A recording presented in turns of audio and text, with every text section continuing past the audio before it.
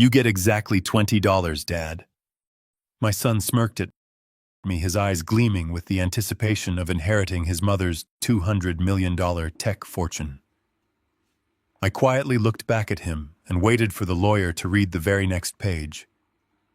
A moment later, my son's face turned completely white.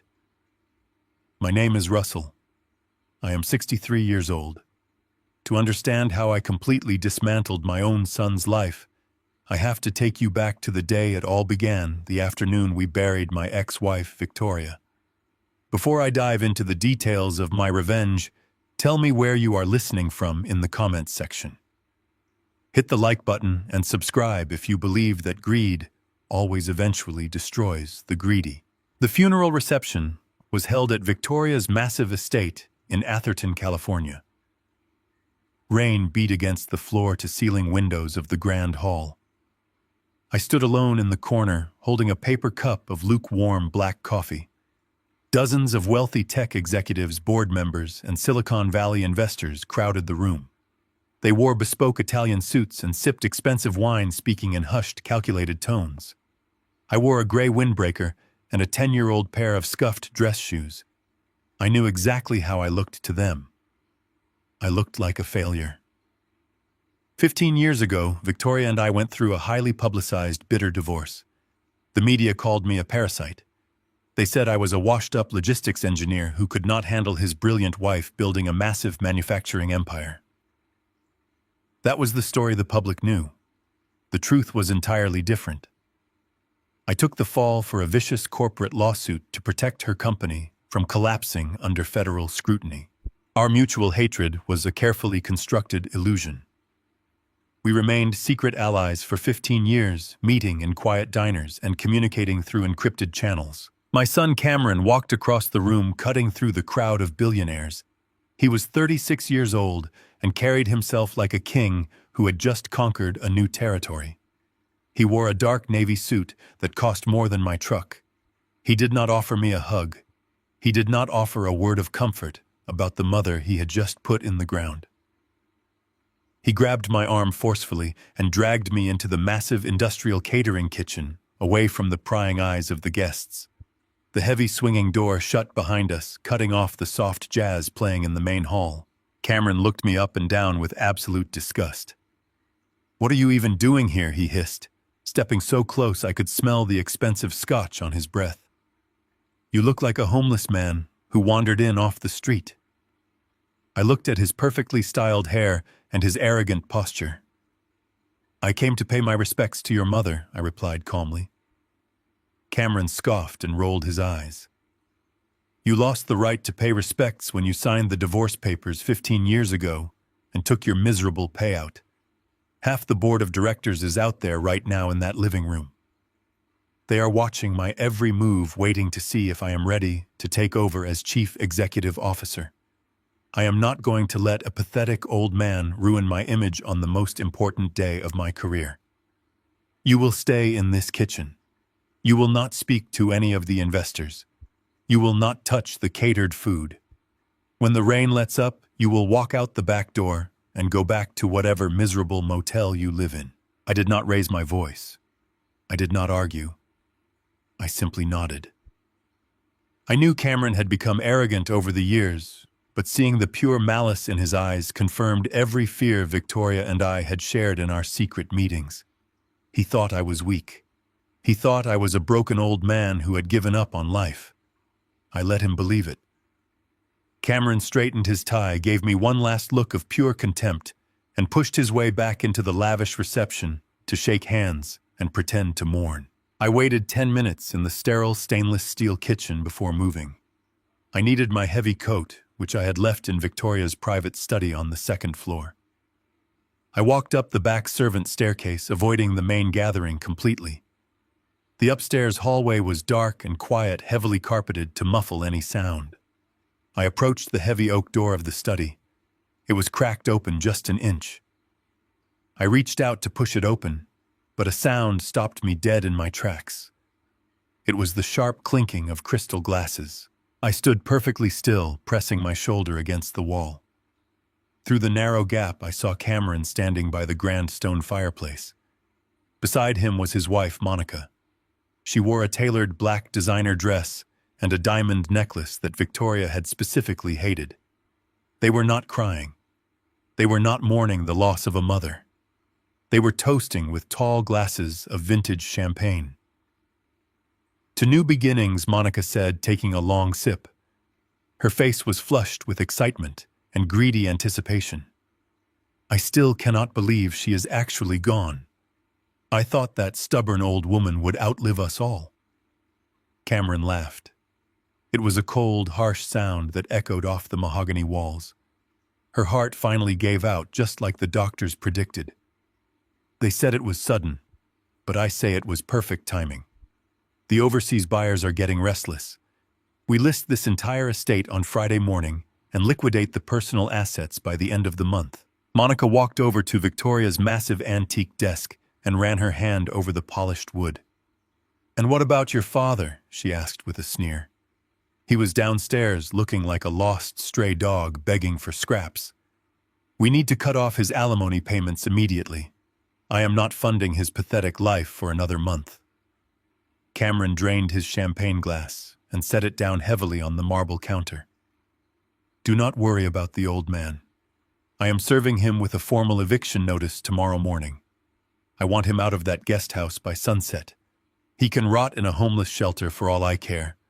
By the time he figures out how to hire a cheap lawyer to fight it, I will have already transferred the main company assets into our offshore accounts. I listened to my own flesh and blood plan my starvation and homelessness. I did not gasp. I did not confront them. Anger is a useless emotion if you do not have a strategy to back it up." I waited until Cameron and Monica walked over to the balcony window to look out at the rain, their backs completely turned to the door. I silently pushed the heavy door open just enough to slip inside the study. The thick Persian rug absorbed the sound of my wet shoes. I crouched beside Victoria's massive desk. 15 years ago, Victoria and I established a secure dead-drop protocol. She knew the corporate world was full of predators, and she suspected her own son was becoming one of them. We needed a way to communicate if her digital channels were ever compromised. I reached under the left drawer, feeling the smooth wood. My fingers brushed against a small strip of heavy-duty tape. I peeled it back silently and grabbed the tiny plastic object hidden there. A sleek, black flash drive. I slipped the drive deep into my windbreaker pocket. I grabbed my coat from the leather chair and backed out of the room like a ghost, closing the door silently behind me. Cameron and Monica were still laughing at the window, completely unaware that the instrument of their total destruction was now resting in my pocket. I walked down the back stairs, bypassed the valet line entirely, and stepped out into the freezing California rain. I walked a mile down the winding tree-lined road to where I had parked my rusted pickup truck. The rain soaked through my thin jacket, but I did not feel the cold. I got into the driver's seat and locked the heavy metal doors. I pulled the flash drive from my pocket and stared at it in the dim green light of the dashboard. I plugged the drive into a modified hidden port I had installed in my truck console years ago. A single encrypted video file popped up on the small screen. I typed in the 12-digit passcode Victoria and I had memorized a decade ago. The video loaded instantly. Victoria's face appeared on the screen. She looked exhausted, pale, and deeply afraid, sitting in the very study I had just left. I checked the timestamp on the digital file. The recording was created exactly 2 days before the hospital called her death, an unexpected heart failure. Russell, her recorded voice whispered, trembling in the dark room. "If you are watching this, it means I am dead. And it means Cameron finally figured out how to tamper with my medication." The morning after the funeral brought a bitter and biting chill to the estate grounds. I woke up in the small guest house at the edge of the property, though to say I woke up would imply I had managed to sleep at all. I had spent the entire night sitting in the dark in a worn armchair, staring at the walls and replaying the horrific conversation I had overheard in the study. The sun had barely crested the horizon, casting long gray shadows across the manicured lawns, when a heavy, aggressive pounding echoed against my front door. I did not rush.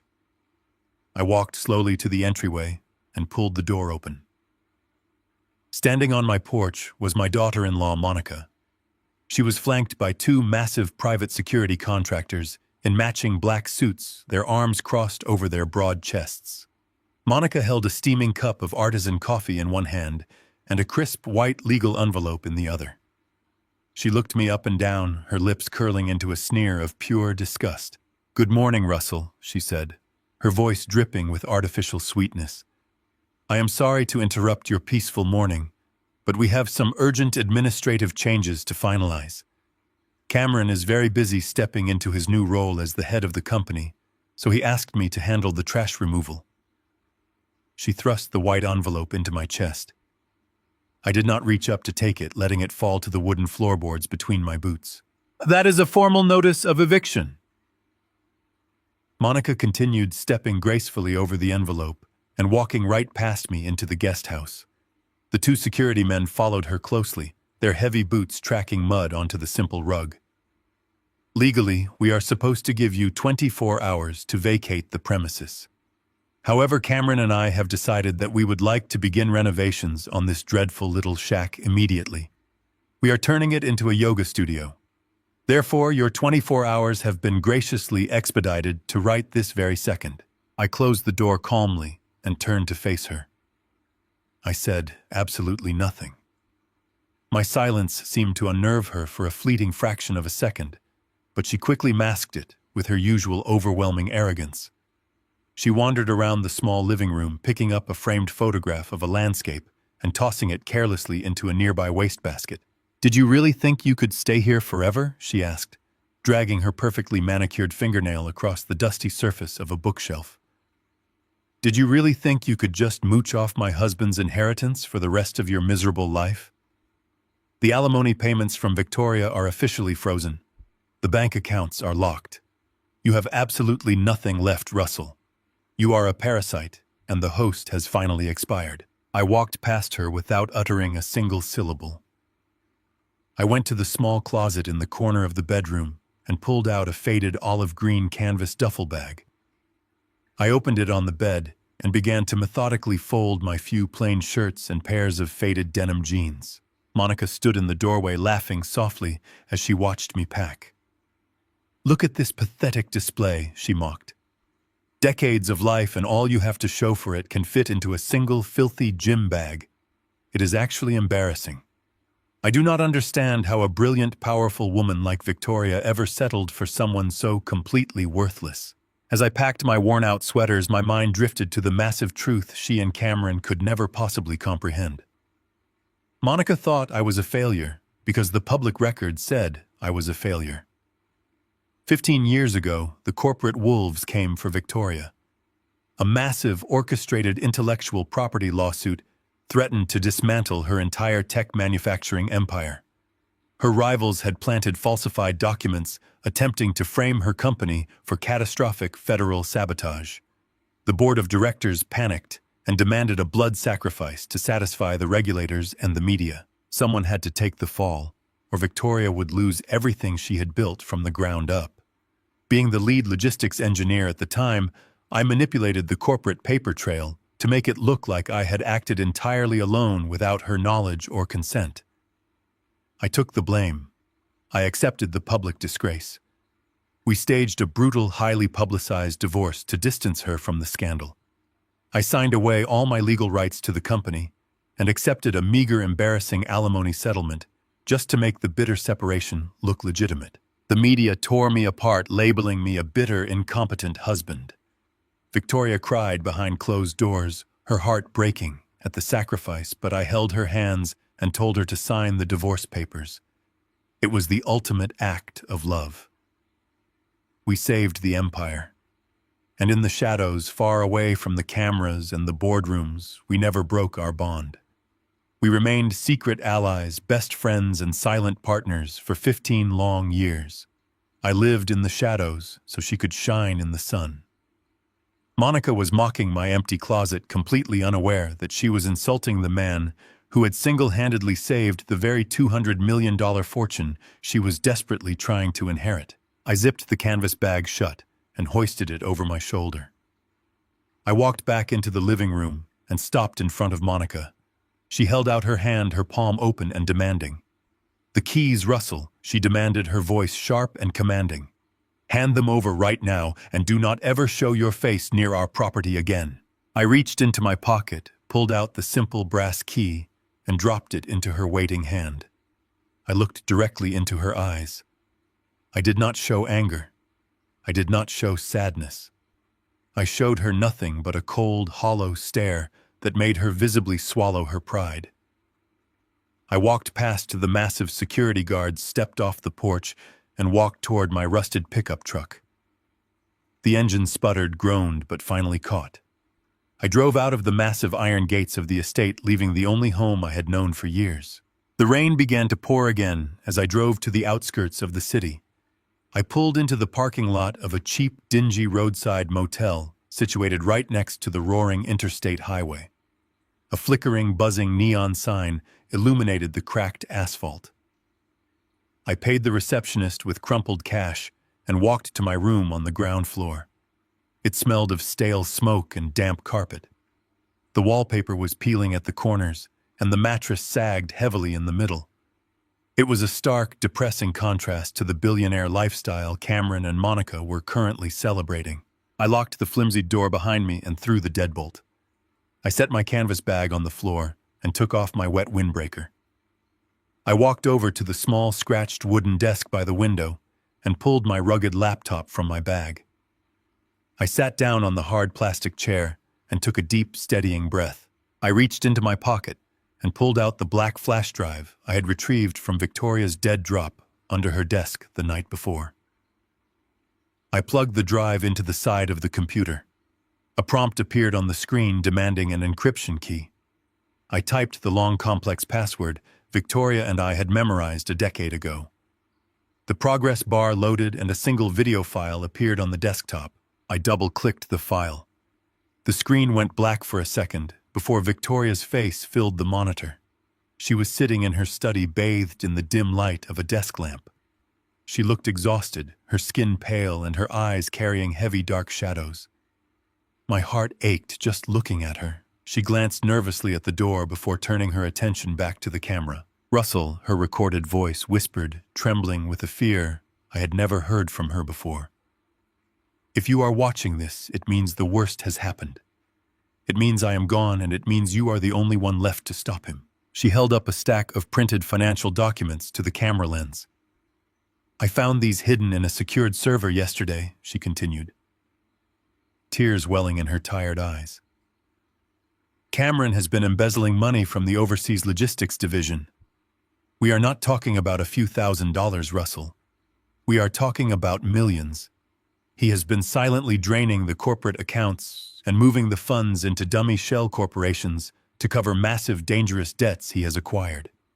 He thought I was too old and too tired to audit the overseas divisions." Victoria lowered the papers, taking a shaky breath. "But the money is not why I am recording this message." She reached into her pocket and pulled out a small amber plastic prescription bottle. She held it up with a trembling hand. "I have been feeling dizzy for weeks," she whispered, her voice breaking into a quiet sob. "My heart palpitations have been getting worse every single day. I thought it was just my age. I thought it was just the stress of the company. But yesterday, I accidentally dropped my pills on the floor. When I picked them up, I realized the manufacturer's stamp on the capsules looked slightly different." She looked directly into the camera lens, her eyes filled with absolute devastation. "He thinks my vision is failing, Russell. He thinks I do not notice. But my own son is tampering with my heart medication. He is switching my pills with something else. He knows the overseas buyers want the company, and he knows I would never sell. Cameron is killing me, Russell. He is murdering me, and he is trying to make it look like a natural heart failure. You have to find the offshore ledger. You have to prove what he did. Do not let him destroy everything we sacrificed our lives to build." The video abruptly ended, cutting to a stark black screen. I sat in the silent, damp motel room, staring at my own dark reflection in the monitor. A cold, terrifying calm washed over my entire body. Cameron had not just stolen from his mother. He had brutally and calculatingly executed her for a paycheck. I slowly closed the laptop, the hinges clicking in the quiet room. They thought they had evicted a helpless, broken old man. They had no idea they had just unleashed a monster. The icy rain hammered relentlessly against the windshield of my rusted pickup truck as I pulled into the flickering parking lot of a 24-hour diner on the desolate industrial edge of the city. This was the kind of establishment wealthy tech executives completely ignored. The cracked neon sign buzzed with a loud, irritating hum above the greasy glass entrance door. I walked inside, shaking the cold water from my faded windbreaker, and took a seat in the darkest booth tucked away in the back corner of the room. The diner smelled heavily of burnt grease, strong cleaning chemicals, and bitter black coffee. A tired waitress wearing a stained apron dropped a heavy porcelain mug on my table and walked away without uttering a single word. I did not touch the coffee. I sat in complete silence, keeping my eyes fixed intensely on the front entrance. I knew the man I was waiting to meet was risking his entire career just by speaking with me. 15 minutes later, the glass door pushed open, letting in a gust of freezing wind. Lawson stepped inside the diner. He was Victoria's fiercely loyal estate attorney, a brilliant man who had skillfully navigated the treacherous and unforgiving waters of corporate law for 4 decades. He wore a heavy-soaked trench coat over a wrinkled charcoal suit. He looked visibly exhausted, his posture carrying the immense weight of the secrets he protected. He constantly checked over his shoulder, scanning the empty booths, before sliding into the vinyl seat directly across from me. His jaw was clenched tight, and his hands trembled slightly as he unbuttoned his wet coat. Lawson did not waste time with pleasantries or hollow condolences.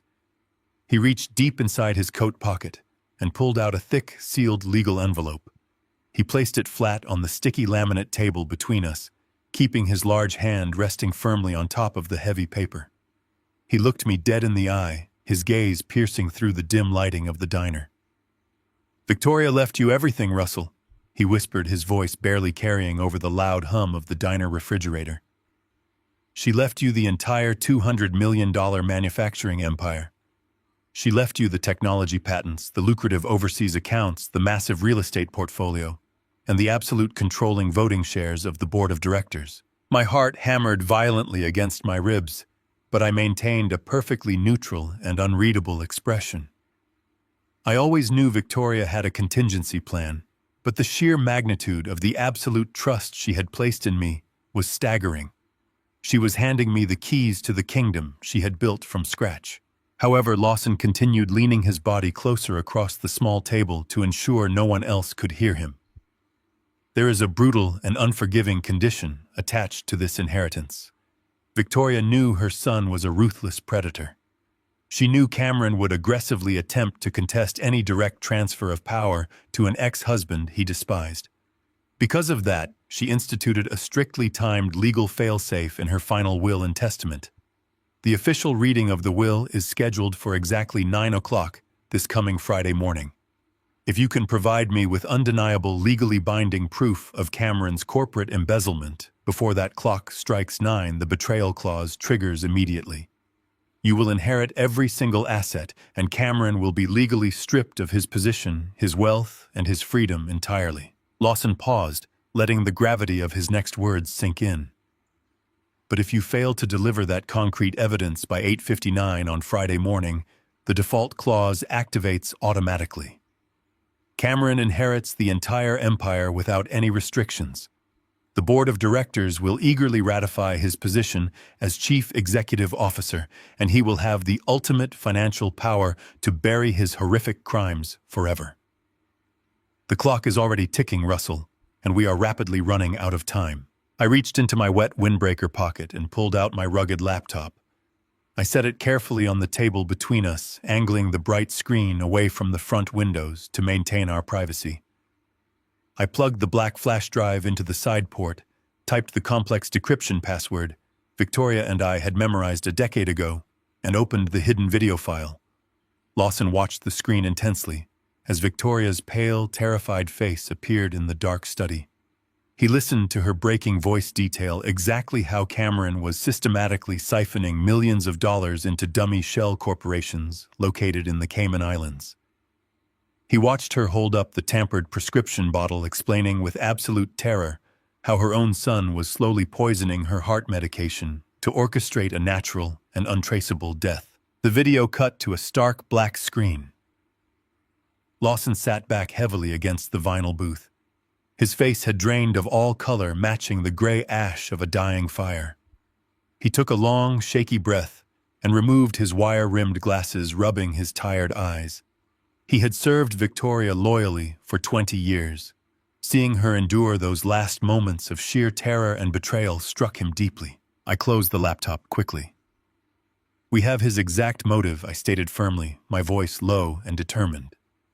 "We have her own recorded testimony detailing the theft and the tampering of her medication. We can take this laptop straight to the federal authorities right now and have Cameron arrested for murder." Lawson shook his head slowly, his expression grim and completely resolute. He placed his hands flat on the table, leaning forward once again.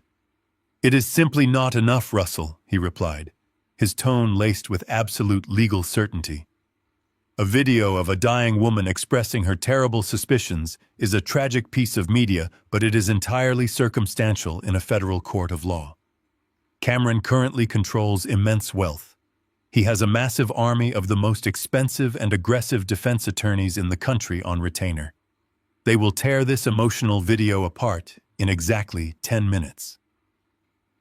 They will confidently claim before a judge that Victoria was suffering from severe medication-induced paranoia.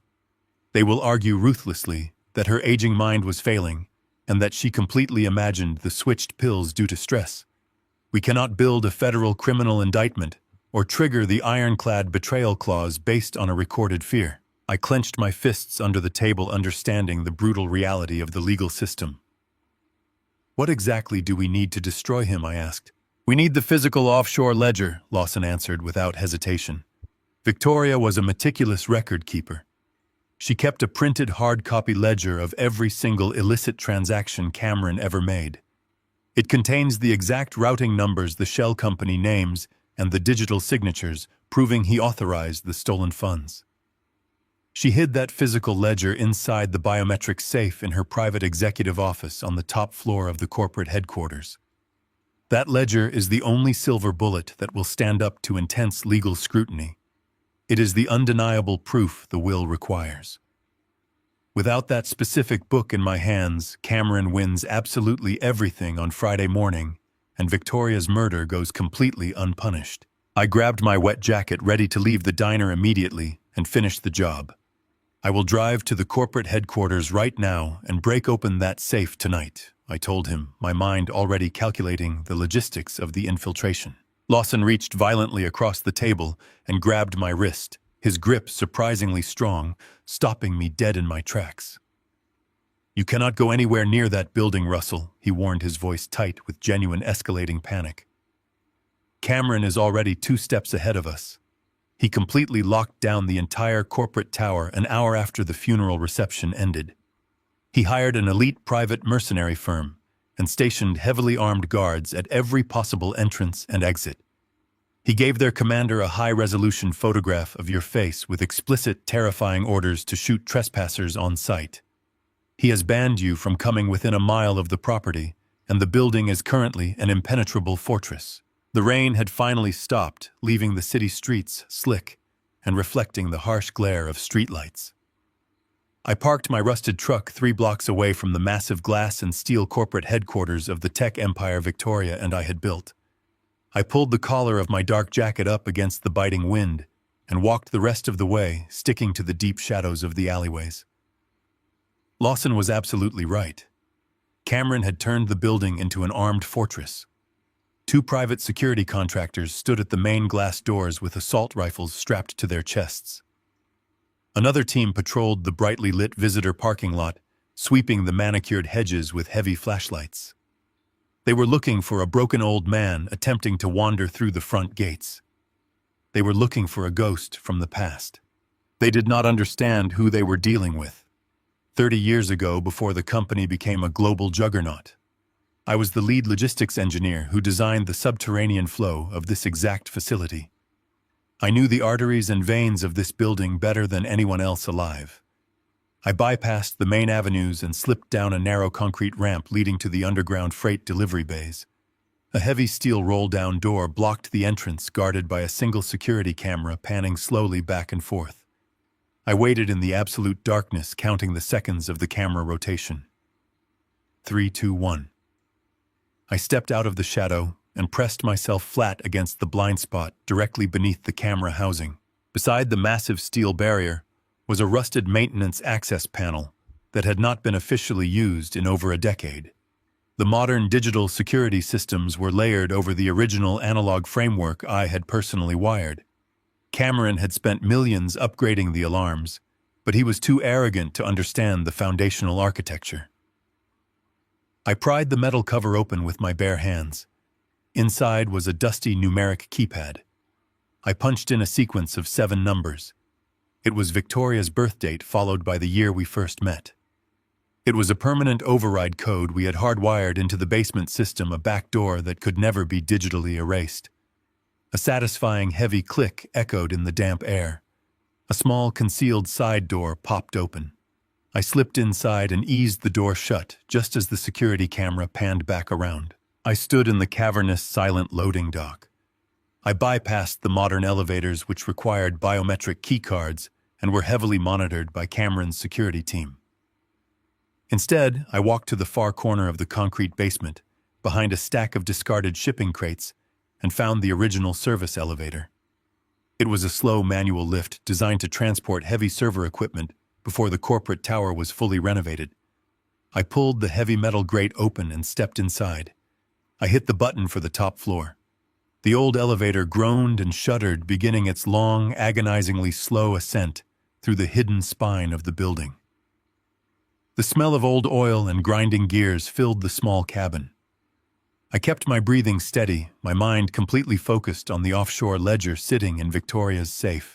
The elevator finally lurched to a halt on the executive floor.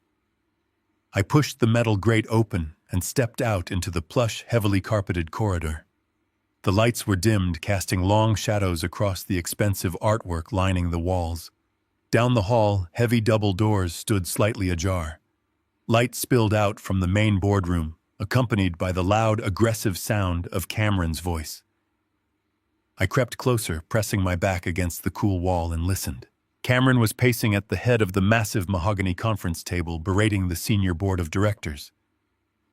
"You are going to approve the liquidation of the European assets immediately," he demanded, his voice echoing with desperate arrogance. My mother was weak and sentimental. She held on to unprofitable divisions out of a pathetic sense of loyalty to the workers. That era is completely over. I am the chief executive officer now, and anyone sitting at this table who questions my authority will find themselves permanently unemployable by tomorrow morning. I heard the nervous shifting of chairs and the intimidated silence of the executives. Cameron was consolidating his power through pure fear, completely distracted by his own ego. His hostility was the perfect cover. While he was busy threatening the board, I slipped past the conference room and moved silently toward Victoria's private executive suite at the end of the hall. The heavy wooden door to her office was locked, but the analog override key I carried in my pocket turned the tumbler with a soft click. I stepped inside and closed the door behind me. The room smelled faintly of her favorite jasmine perfume, a lingering ghost that made my chest tighten with a heavy, profound sorrow. I could not afford to let emotion cloud my judgment. I walked directly to the massive oak bookshelf lining the far wall. Victoria had hidden her private biometric safe behind a false architectural panel in the center shelving unit. I reached behind a set of heavy leather-bound encyclopedias and pressed a hidden latch. The wooden panel popped open smoothly, revealing a sleek steel safe embedded directly into the reinforced wall. The safe required a fingerprint scan and a complex digital passcode.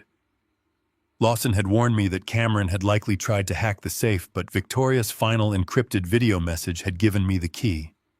She knew her fingerprints would be useless if she passed away, so she had built a secondary failsafe into the software. I pulled a small modified digital interface tool from my pocket and plugged it into the emergency diagnostic port at the bottom of the safe. A blinking cursor appeared on the tiny screen.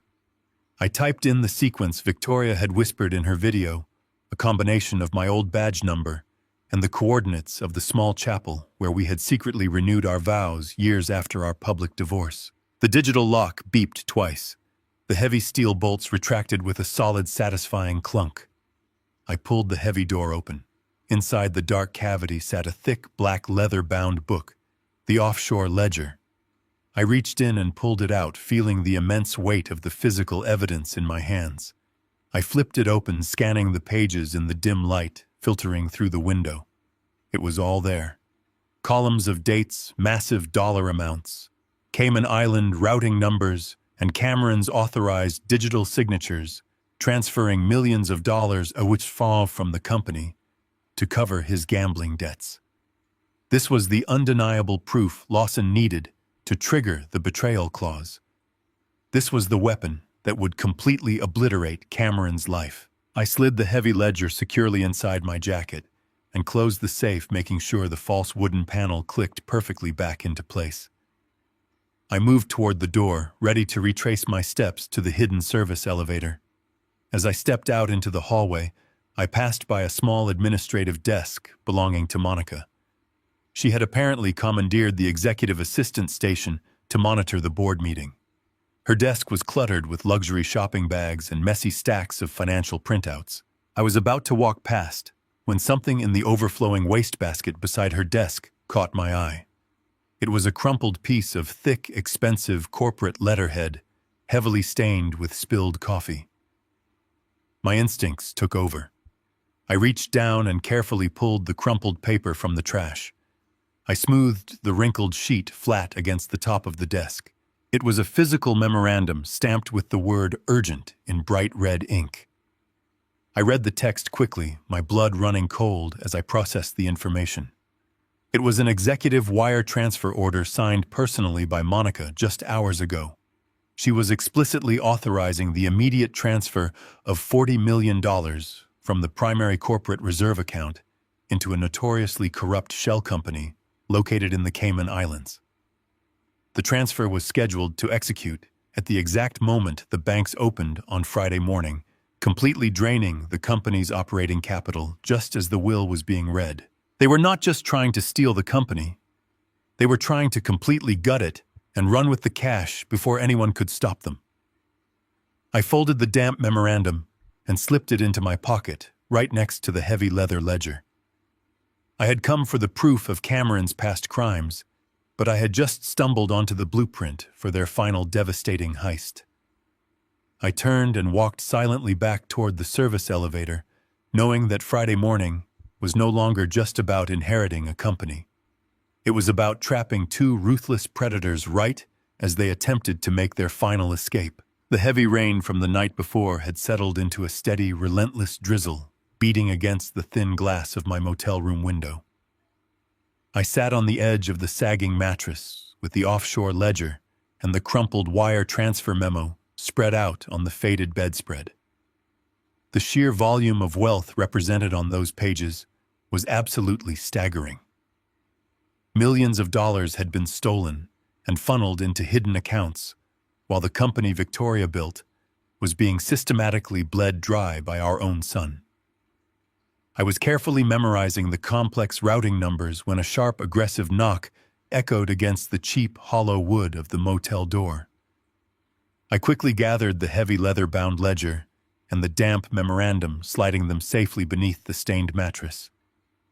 I walked to the door and pulled it open just enough to see who was standing on the concrete walkway.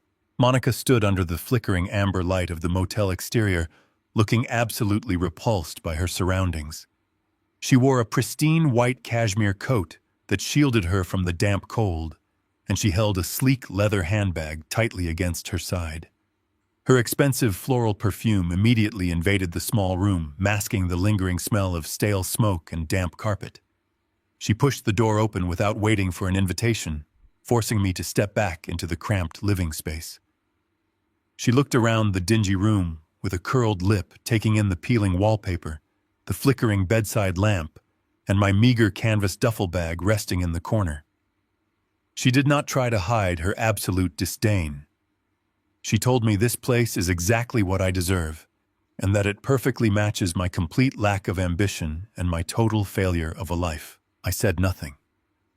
I kept my shoulders slumped and my gaze lowered, playing the part of the broken, discarded ex-husband she fully believed me to be. Monica reached into her designer handbag and pulled out a crisp legal document printed on heavy cardstock. She tossed it onto the small, scratched wooden table near the window. Next to the document, she placed a certified cashier's check. The numbers printed across the front read exactly $10,000. She crossed her arms over her chest and told me Cameron is a very generous man. She said he knows I have absolutely nothing left now that Victoria is dead and the alimony has been permanently frozen. She explained he is offering me a final severance package to help me disappear quietly. She mocked me, saying $10,000 is more than enough for a man like me to rent a miserable apartment in some forgotten town and drink myself to death in peace.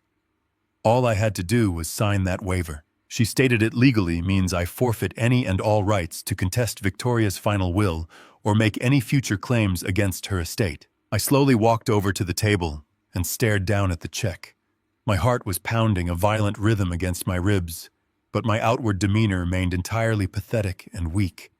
I had to suppress the immense rage boiling in my veins. I reached my right hand deep into the pocket of my cheap windbreaker. My thumb found the side button of my smartphone.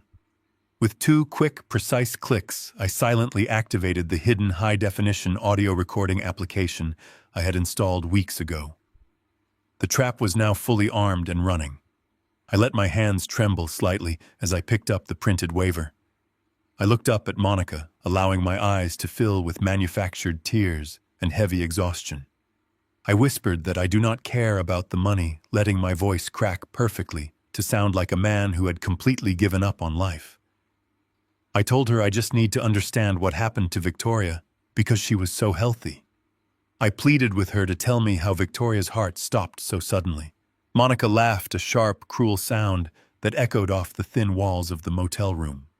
She stepped closer to me, completely intoxicated by her own perceived power and eager to twist the knife deep into my chest. She wanted to hurt me, and I was giving her the exact opening she needed to feed her massive ego. She leaned in so close I could feel the cold radiating from her posture, and gloated that it was not sudden at all. She said Victoria was sitting in her study working late as usual, and that Cameron had already taken care of her nightly medication. Monica smiled as she described how Victoria started clutching her chest and gasping for air like a fish thrown onto the dock. She confessed that they were standing right outside the door, watching her choke. She said Victoria dragged herself across the carpet, begging them to call an ambulance while crying and reaching out for help. I kept my eyes wide and horrified, letting the tears spill over my cheeks. I asked her with genuine sorrow, disguised as helpless defeat, if they just stood there and watched her suffer. Monica smiled a wicked, triumphant grin. She confessed with absolute pride that they watched her gasp and choke for 20 solid minutes. She bragged that they stood there in the hallway discussing their weekend plans while she slowly suffocated on the floor. She explained that when Victoria finally stopped moving and her eyes went completely blank, they decided it was time to finally find their phones and call the paramedics. She proudly stated they told the operators they had just walked into the room and found her unresponsive. She chuckled and said the doctors bought the entire story without a single doubt, calling it the easiest victory of their lives. The digital recording app in my pocket captured every single horrific syllable of her negligent homicide confession. She had just admitted to intentionally withholding life-saving medical assistance to guarantee Victoria's death. She was entirely blind to the fact that her arrogance had just handed me the ultimate weapon. I slowly lowered my gaze back to the $10,000 check resting on the table. I picked up the piece of paper and slid it gently across the scratched surface back toward Monica. I shook my head slowly, letting my shoulders droop even further. I wiped the tears from my face and whispered that I cannot sign the paper. I told her I am too old and too tired to fight Cameron in court. I stated I do not want his money, and I do not want any part of this family anymore because I just want to be left alone in my misery. Monica scoffed, snatching the check and the legal waiver from the table. She shoved them carelessly back into her expensive handbag. She turned on her heel and marched toward the door, spitting insults at me. She told me to rot in this filthy motel room until they throw me out onto the street. She smirked and added that Cameron will be thrilled to know they saved $10,000 today before demanding I never contact them again. She pulled the heavy door open and stepped out into the freezing rain, slamming it violently behind her. I stood in the center of the silent room, listening to the sharp clicking of her high heels fading away down the concrete walkway. When I was absolutely sure she was gone, I reached into my pocket and pulled out my smartphone. I stopped the recording and saved the audio file to 3 separate encrypted cloud servers. Monica had walked out of this room fully believing she had crushed my spirit and secured her stolen empire permanently. She had no idea she had just handed me the definitive criminal confession that would send both her and my son to federal prison for the rest of their natural lives. The silence returned to the damp motel room, but it no longer felt oppressive. It felt like absolute victory. I retrieved the offshore ledger from beneath the mattress and placed it carefully aside my canvas duffel bag alongside the digital backup. The pieces of my retribution were finally aligning perfectly. Cameron thought he had eliminated every possible threat to his hostile takeover. He believed his vast resources and ruthless tactics made him untouchable. He was completely unaware that the broken man he had evicted yesterday was methodically dismantling his future hour by hour. I sat back down on the edge of the sagging bed and stared at the rain washing over the cracked asphalt outside. Friday morning was rapidly approaching, and I was fully prepared to execute the final devastating stage of my plan. The rain had not stopped for 3 consecutive days. It washed the heavy grime off the city streets, but left a damp, freezing cold that seeped deep into my bones. I was sitting in the exact same secluded booth at the 24-hour diner where I had met Lawson the night before. The worn vinyl seat crackled loudly every time I shifted my weight. The air inside the small building was incredibly thick, with the smell of scorched black coffee and fried onions.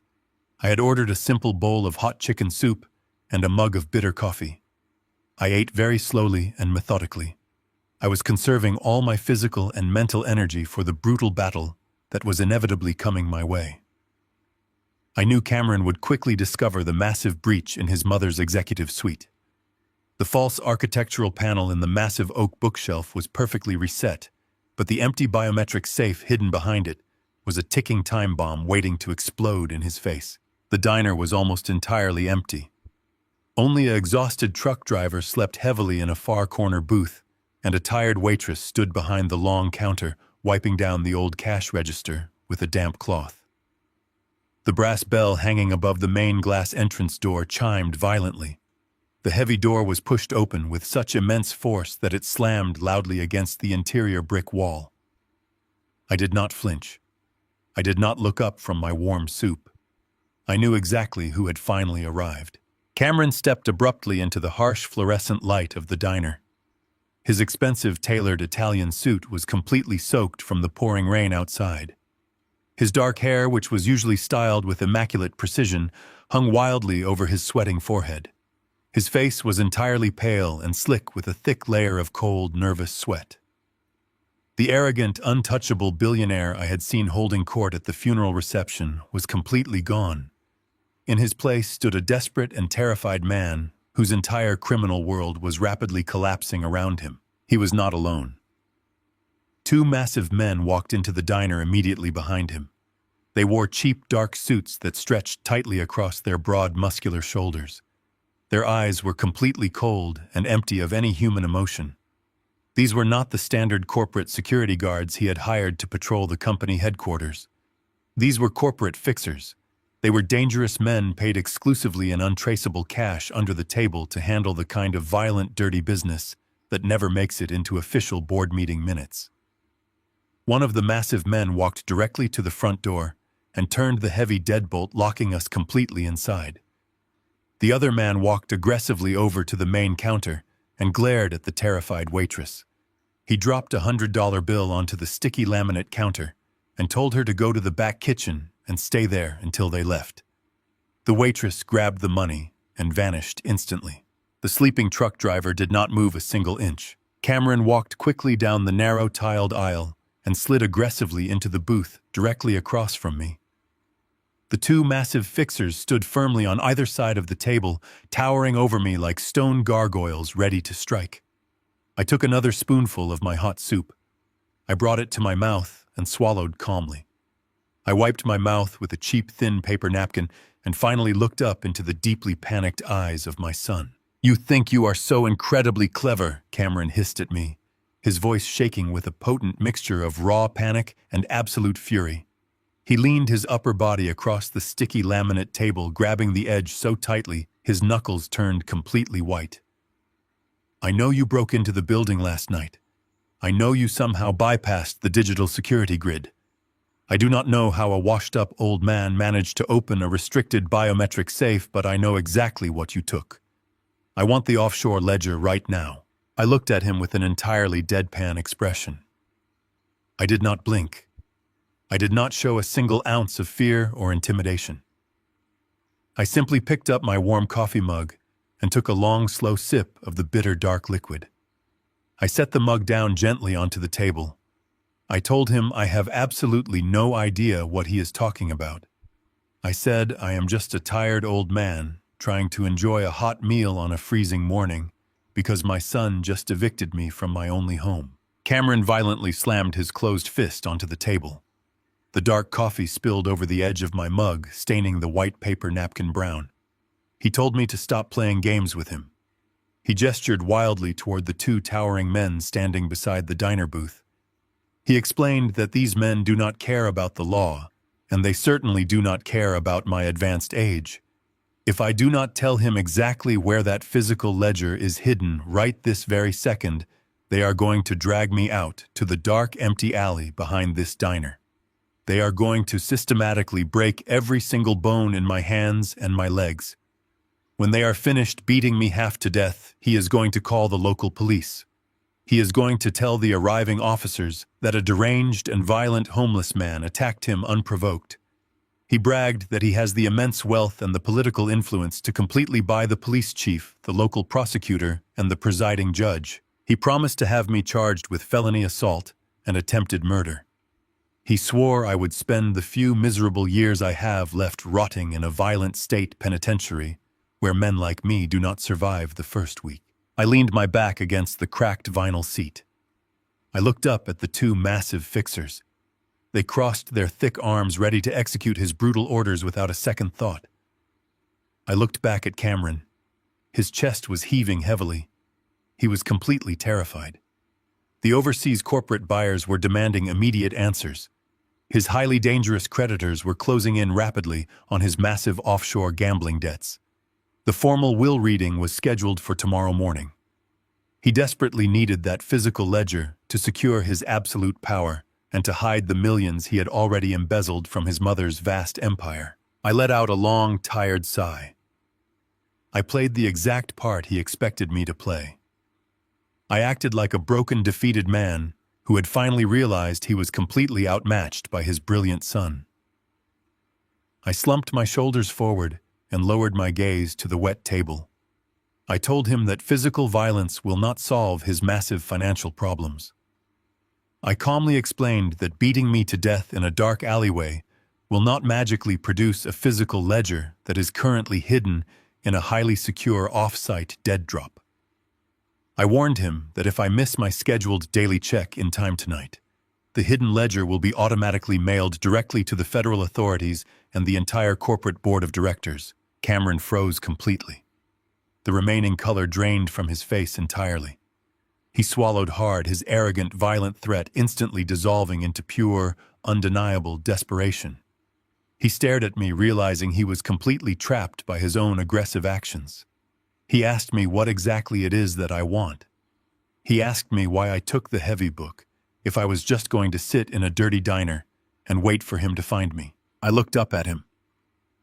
I allowed a small, greedy, and pathetic smile to form on my lips. I told him I am an old man who has lived in quiet poverty for 15 years while he and his mother swam in hundreds of millions of dollars. I told him I do not care about the tech company or his highly illegal offshore bank accounts. I stated that I am completely tired of living in cheap motels and driving a rusted truck that barely starts in the cold morning. I told him I want to disappear to a warm, private beach far away from this miserable city and live out the rest of my final days in absolute luxurious comfort. I leaned forward across the diner table, mirroring his earlier aggressive posture. "I want $1 million, Cameron," I whispered smoothly. "I want a cool $1 million transferred to me, and I will walk away from this family forever. I will tell you exactly where the physical ledger is hidden, and I will board a private plane tomorrow morning and never return. You can steal your mother's entire manufacturing company and run it straight into the ground for all I absolutely care. Just pay me what I am actually worth to keep quiet." Cameron stared at me in total disbelief. He had clearly expected a righteous moral crusade. He had expected me to quote justice and family honor. Hearing me demand a massive cash bribe completely short-circuited his entire defensive strategy. He actually laughed out loud. It was a breathless, incredibly relieved sound. He looked at me with renewed, absolute disgust. He told me I really am just a pathetic, greedy parasite after all. He agreed to the high price without negotiating. He said $1 million is absolute pocket change compared to the $200 million he is legally inheriting tomorrow morning. I maintained my entirely deadpan expression. I told him I am not stupid enough to ever trust a verbal promise from a man who casually watched his own mother die on a study floor. I told him I want a show of genuine financial good faith right this very second. I demanded an immediate wire transfer of $100,000 into my personal offshore routing account. I pulled a small piece of folded paper from my pocket and slid it across the spilled coffee on the table. The paper contained the specific routing numbers for a highly secure, digitally monitored trap account that Lawson and I had established specifically for this precise moment. I told Cameron that once the initial heavy deposit clears my bank, I will give him the exact geographic location of the hidden ledger. He can pay the remaining balance after he physically retrieves the book. Cameron was entirely blinded by his own rising panic and his desperate absolute need to eliminate the singular threat to his future empire. He did not hesitate. He did not think logically or clearly. He pulled his expensive, customized smartphone from his tailored jacket pocket. His hands were shaking violently as he opened his secure banking application. He was rushing recklessly against the clock. He needed the ledger before the corporate board discovered the missing funds and before the legal will reading commenced tomorrow morning. I watched his thumbs fly frantically across the glowing glass screen of his mobile phone. I knew exactly what was happening in his frantic mind. His personal bank accounts were completely drained. He had told Monica the day before that they were living on fumes until the massive inheritance officially cleared. To send me $100,000 right this very second, he had absolutely no choice but to use the hidden corporate shell accounts he had secretly saved on his mobile device. He hit the bright confirmation button on his screen. A loud artificial swoosh sound chimed from his device, confirming the massive financial transaction had been successfully initiated. He slammed his phone face down onto the table and glared at me intensely. He told me the money is sent and that it should clear the international servers in exactly 2 minutes. He demanded the location of the ledger immediately. I sat perfectly still in the booth. I waited patiently. The dark diner was completely silent except for the heavy rain beating against the front glass windows. 60 long seconds passed. Then my own cheap smartphone buzzed heavily inside my wet windbreaker pocket.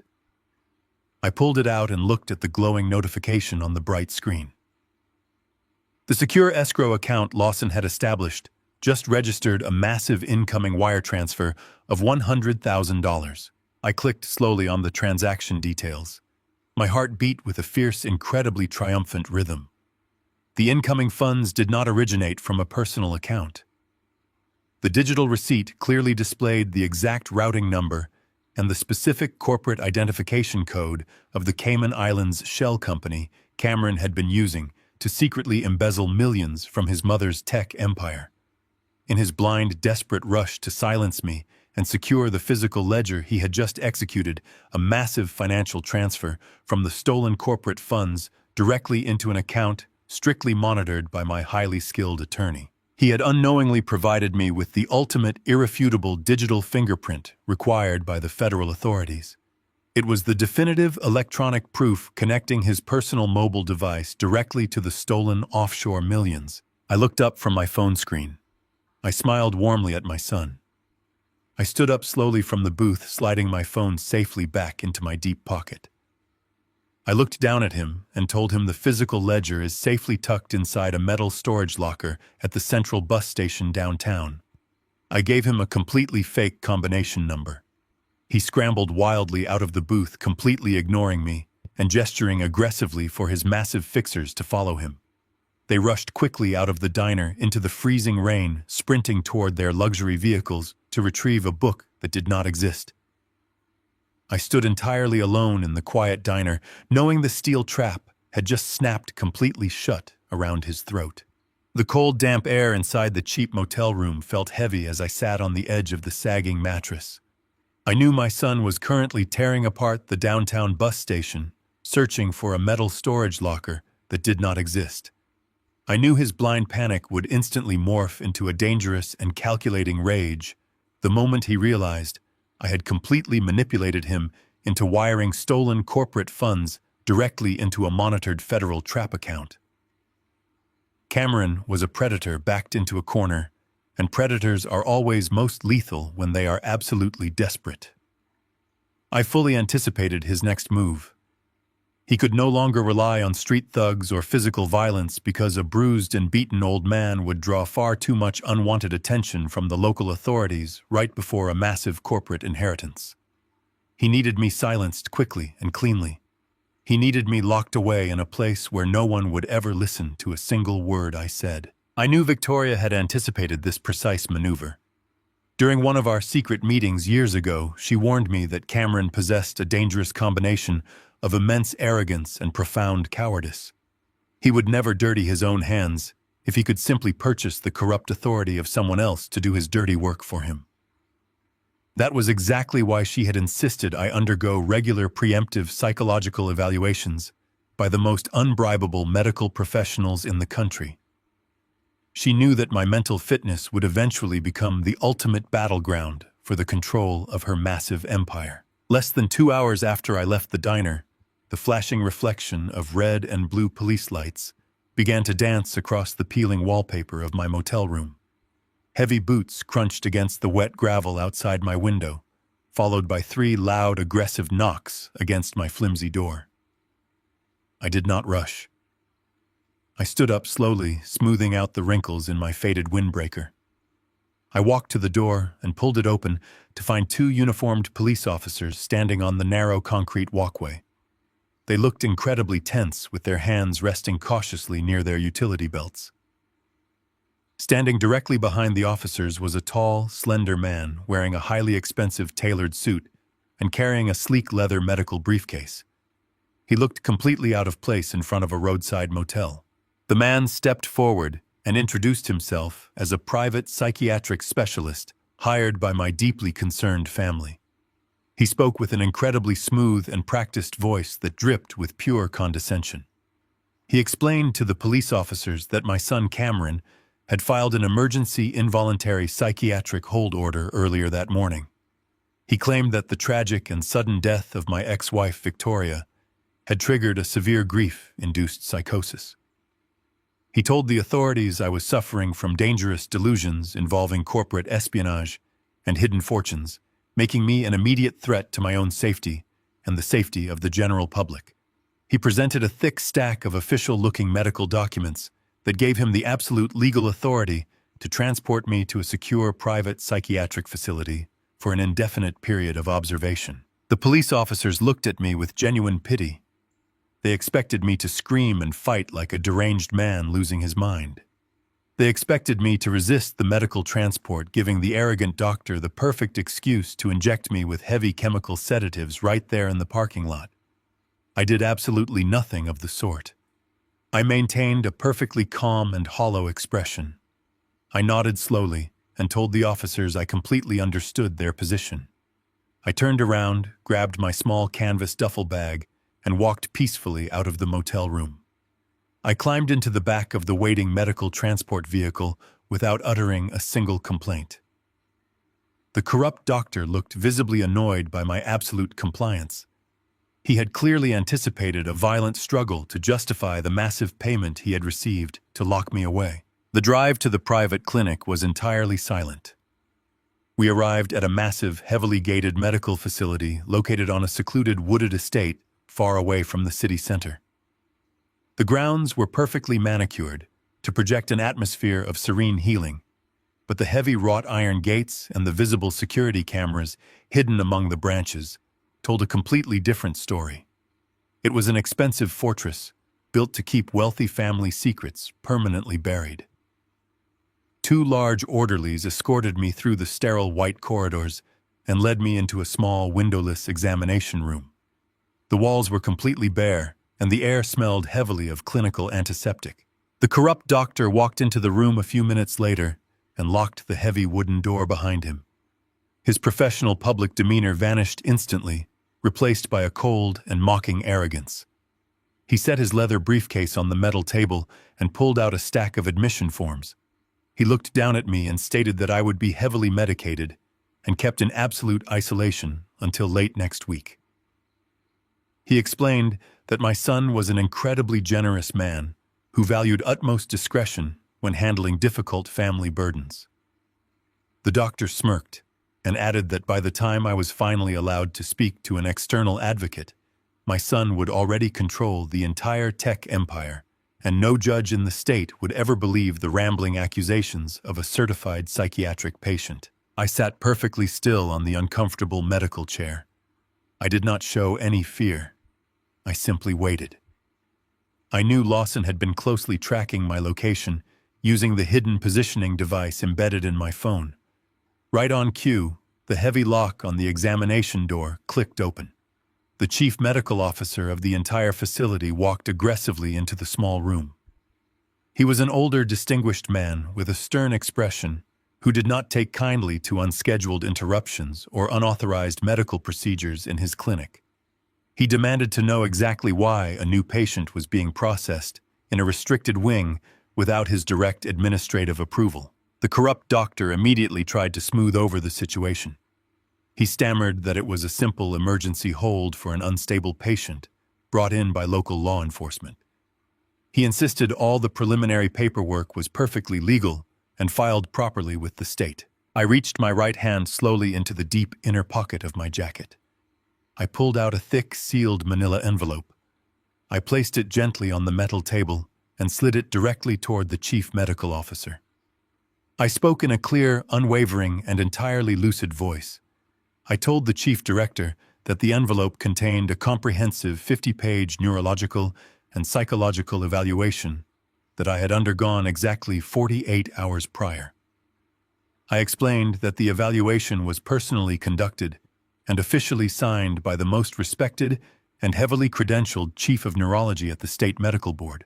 The chief medical officer picked up the envelope and broke the heavy wax seal. He pulled out the thick stack of premium medical paper and began to read the executive summary. The official document explicitly certified that I possessed an exceptionally sharp and perfectly flawless mental capacity. More importantly, it contained a highly specific legal addendum written by Lawson. The addendum strongly warned that any sudden attempt by my estranged family members to have me declared incompetent or committed to a facility should be treated as an act of malicious financial manipulation and an immediate federal crime. The color completely drained from the chief medical officer's face. He lowered the document and stared at the corrupt doctor with absolute unbridled fury. The director realized instantly that admitting a perfectly sane man, equipped with an ironclad preemptive neurological defense, would completely destroy the pristine reputation of his elite clinic. He understood that if he processed my admission, his facility would be immediately subjected to a massive federal investigation and a devastating corporate lawsuit that would bankrupt them all. He turned to his subordinate and threatened to call the medical board and the federal authorities to revoke his medical license permanently. The arrogant doctor, who had just threatened to lock me away, was now entirely consumed by pure terror. His hands began to shake violently as he realized his lucrative arrangement with my son had just transformed into a massive federal offense. He tried to backtrack and offer empty excuses, claiming he had been deeply misled by my family regarding my actual condition. I leaned forward, resting my arms on the cold metal table. I looked directly into his panicked eyes.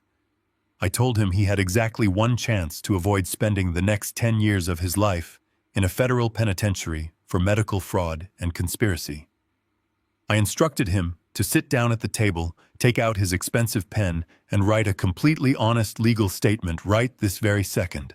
The corrupt doctor collapsed into the chair, completely broken by the overwhelming weight of his own massive mistake. He pulled a blank sheet of official hospital letterhead from his briefcase. His hands trembled so badly he could barely grip the silver pen. Under the furious gaze of his medical director and my own cold silence, he began to write. He wrote a fully detailed sworn affidavit, explicitly confirming that Cameron had approached him 3 days ago.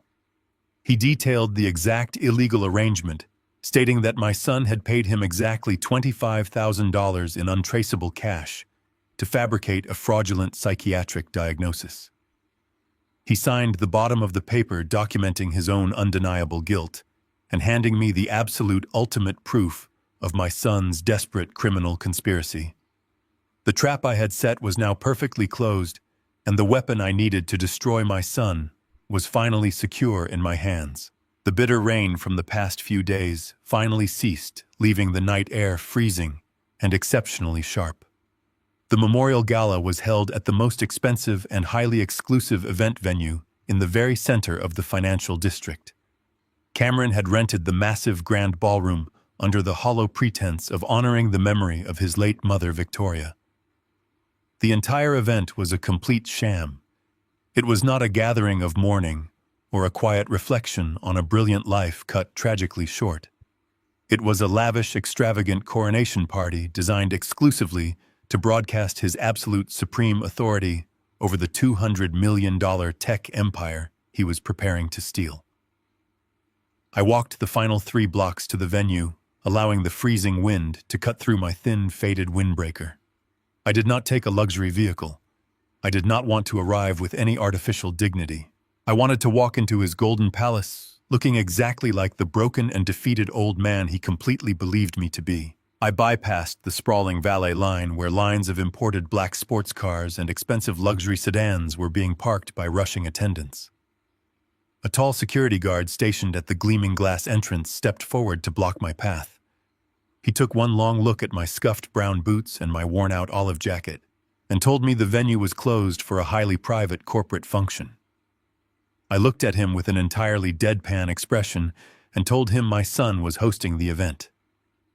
The guard hesitated, but eventually stepped aside, letting me push through the heavy brass doors. The sheer blinding opulence of the grand ballroom was absolutely staggering. Massive crystal chandeliers hung from the vaulted ceilings, casting a warm golden light over the hundreds of elite guests. Towering ice sculptures carved into the shape of the corporate logo slowly melted on long, velvet-draped tables. Waiters in immaculate white uniforms carried silver trays loaded with imported caviar and crystal flutes of vintage champagne. I walked slowly into the center of the massive room. The contrast between my faded, cheap clothing and the sea of custom-tailored Italian suits and glittering designer gowns was immediately jarring. The loud, confident conversations of the tech elite began to falter as they noticed my presence. Wealthy investors and powerful board members turned their heads to stare at me with open, unfiltered disgust. They whispered behind their manicured hands, judging my frayed collar and my tired posture. They all knew exactly who I was. I was the disgraced ex-husband, the pathetic parasite who had publicly embarrassed Victoria 15 years ago. They viewed me as an unsightly stain on an otherwise flawless evening of corporate celebration. I felt their cold, judging eyes tracking my every single movement, but I felt absolutely no shame. Their arrogant judgment only fueled the cold, calculating fire burning deep inside my chest. It did not take long for Cameron to spot me standing among his wealthy peers. The face of my son instantly flushed with a deep, dangerous shade of crimson. He aggressively grabbed the arm of his wife Monica and marched directly toward me, cutting through the crowd with heavy, purposeful steps. He clearly assumed I was still locked away in the private psychiatric clinic, heavily sedated and permanently silenced. Seeing me standing freely in the middle of his victory party completely shattered his arrogant composure. He grabbed my arm violently, pushing his fingers painfully into my bicep through the thin fabric of my jacket. He leaned his face close to my ear, breathing the smell of expensive alcohol and pure panic directly onto my skin. He demanded to know how I managed to escape the medical facility. He hissed that I was making a massive, humiliating mistake by showing up to ruin his perfect evening. I looked at my son without blinking. I told him the hospital simply realized I was an old, tired man who posed absolutely no threat to anyone, and they generously allowed me to leave. I kept my voice weak and shaking, playing the part of a confused and harmless senior citizen. Cameron sneered at me with profound hatred.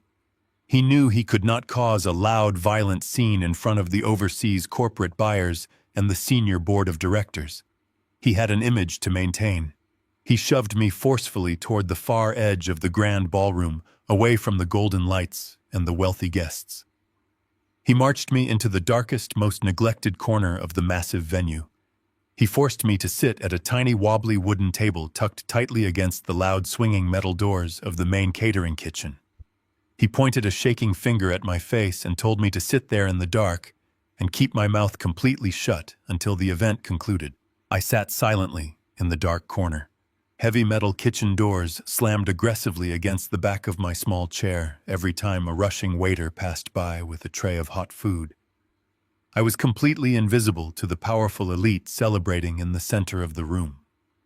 A passing waiter noticed me sitting alone and dropped a simple ceramic bowl of lukewarm, clear soup onto my table without saying a single word. I picked up the heavy silver spoon and began to eat slowly and deliberately. I observed the entire ballroom from my shadowed vantage point. I watched Cameron moving gracefully from table to table, shaking hands and flashing brilliant fake smiles. I watched Monica flaunting her expensive jewelry, loudly laughing at the jokes of the senior executives. They were completely intoxicated by their own perceived success.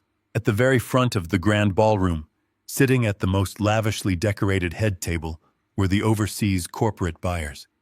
They were sharp, ruthless businessmen representing a massive global conglomerate known for aggressively gutting acquired companies and liquidating their assets for raw profit. Cameron poured them expensive wine and bowed his head submissively, eager to secure their money. He was desperately trying to sell the empire Victoria had spent her entire life building just to save himself from his own violent offshore creditors. The sheer magnitude of his betrayal played out perfectly in front of my eyes. He was selling the legacy of his mother to the highest bidder to cover his own pathetic gambling debts. The loud chatter in the ballroom slowly quieted down as Cameron confidently stepped up onto the main elevated stage. He tapped a silver spoon against his crystal champagne flute, demanding the absolute attention of every single guest. The bright spotlight shifted to illuminate his arrogant, smiling face. He began his speech with a sickeningly fake and highly rehearsed tribute to Victoria. He spoke about her brilliant mind and her tragic sudden passing, wiping a singular manufactured tear from his eye.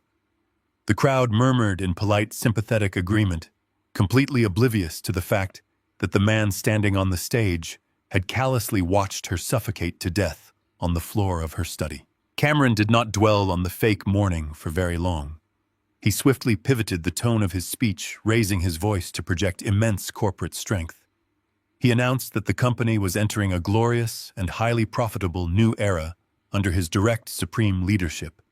He officially declared the impending massive sale of the entire manufacturing logistics division to the overseas conglomerate sitting at the front table. He promised the board of directors that the finalized acquisition would bring unprecedented wealth and global expansion. The elite crowd erupted into loud, enthusiastic applause. The overseas buyers smiled coldly and nodded in aggressive approval. Cameron raised his crystal glass high into the air, proposing a grand toast to the incredibly wealthy future he believed he had successfully secured. As the deafening sound of applause filled the grand ballroom, I slowly reached my right hand into the deep pocket of my faded windbreaker. I pulled out my cheap, rugged smartphone and placed it flat on the sticky surface of the small corner table. I opened my secure, encrypted email application. I had spent the entire afternoon carefully drafting a very specific and highly devastating digital message. The email contained high-resolution scanned images of the physical offshore ledger, proving every single dollar Cameron had embezzled. It contained the digital receipt of the massive wire transfer he had foolishly sent me from his stolen corporate account. Most importantly, it contained a clear, high-definition photograph of the sworn legal affidavit signed by the corrupt psychiatrist explicitly detailing the desperate criminal bribery of my son. I carefully selected the recipient list for the heavy digital package. I typed in the direct confidential email addresses of the senior investigators at the Federal Regulatory Commission. I added the private emergency contact addresses for the strict corporate compliance officers working directly for the overseas conglomerate, currently sitting at the head table. I looked up from the bright screen of my phone. Cameron was still standing under the bright spotlight, smiling radiantly as he drank his expensive champagne, basking in the hollow glory of his stolen kingdom. I looked back down at the device resting in my hands. I did not hesitate for a single second. I pressed the send button. I watched the progress bar complete as the massive file flew through the digital network, landing directly into the hands of the most powerful financial regulators in the country. I picked up my spoon and took another slow, calm bite of my lukewarm soup, waiting patiently for the absolute destruction of his world to finally begin. The deafening applause inside the grand ballroom slowly faded into a low murmur of clinking crystal and polite corporate conversations. Cameron remained standing on the elevated stage, holding his expensive champagne flute high in the air and soaking in the absolute adoration of the business elite. He truly believed he had just conquered the entire world. I sat completely still in the dark, shadowed corner of the room, near the swinging kitchen doors, watching the exact moment his perfect illusion shattered into a million irreparable pieces. At the lavish head table located directly beneath the main stage, the lead representative of the overseas conglomerate felt his mobile phone vibrate heavily in his tailored jacket pocket. He was a sharp older man with silver hair who did not tolerate any foolishness or financial liability in his acquisitions. He set his wine glass down on the pristine white tablecloth and pulled the device into the light. I watched his eyes scan the bright screen. The arrogant and satisfied smile on his face dissolved instantly. It was quickly replaced by an expression of pure, unadulterated shock that rapidly morphed into lethal corporate rage. He aggressively tapped the shoulder of the strict financial compliance officer, sitting directly next to him. They both huddled closely over the glowing screen, reading the highly damning evidence I had just sent them. The high-resolution images of the physical offshore ledger, the digital receipt of the stolen wire transfer, and the sworn medical affidavit were currently burning a massive, devastating hole directly through their multi-million-dollar acquisition plans. Cameron stepped down gracefully from the wooden stage, expecting to be greeted with warm handshakes and enthusiastic congratulations from his wealthy new business partners. Instead, the silver-haired lead buyer stood up abruptly, pushing his heavy chair back with a loud, aggressive scrape that echoed across the front of the grand room. He did not extend his hand to greet my son.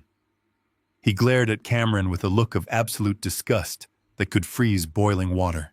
The lead buyer gestured sharply toward the heavy velvet curtains draped over the entrance of a private, soundproof room located just off the main floor. The buyer did not ask for a friendly meeting. He demanded an immediate interrogation with a rigid jerk of his head.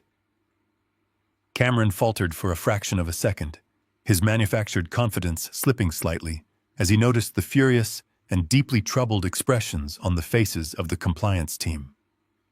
He handed his champagne flute to a passing waiter and followed the angry men through the thick velvet curtains, disappearing entirely from the public eye.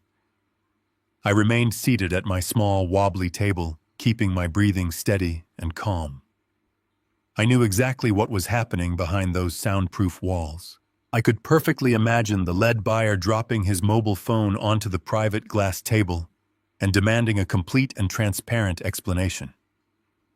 The compliance officers would be aggressively dissecting the Cayman Islands routing numbers, tying my son's personal mobile device directly to the stolen corporate funds.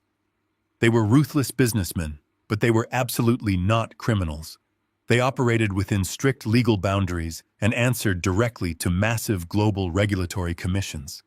In the high-stakes world of corporate finance, dealing with a man who is actively being investigated by federal authorities for massive embezzlement and severe medical fraud is a catastrophic radioactive liability.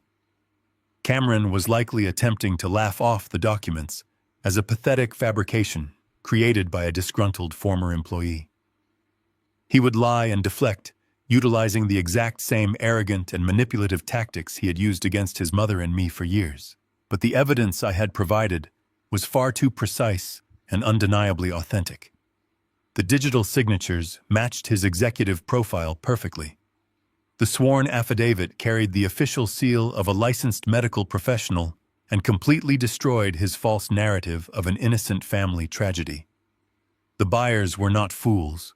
They recognized a rapidly sinking ship when they saw one, and they were absolutely not going to let Cameron drag their pristine corporate reputation down into the murky depths of a federal investigation. Less than 10 minutes after they entered the private room, the heavy velvet curtains violently swung open. The overseas buyers marched out in a tight, unified formation. They did not look back. They did not stop to say goodbye to the remaining board of directors or the confused social elites holding their drinks. The lead buyer grabbed his heavy wool overcoat from the front coat check counter and led his entire team directly out the brass doors of the venue, abandoning the gala entirely. The sudden aggressive departure of the most important guests in the room sent a visible shockwave of panic rippling through the remaining crowd. Whispers of a failed corporate deal began to spread like a devastating wildfire among the wealthy investors. A few moments later, Cameron stumbled out from behind the velvet curtains. He looked exactly like a man who had just been violently struck by a speeding freight train. His pristine navy suit suddenly looked loose and completely disheveled. The expensive silk tie was yanked loose around his neck, as if he was desperately struggling to breathe the stale air of the ballroom. His skin was a sickening pale gray, completely drained of all arrogant color. The confident, powerful chief executive officer had been entirely replaced by a terrified little boy, who finally realized he could not lie his way out of the devastating consequences of his own actions.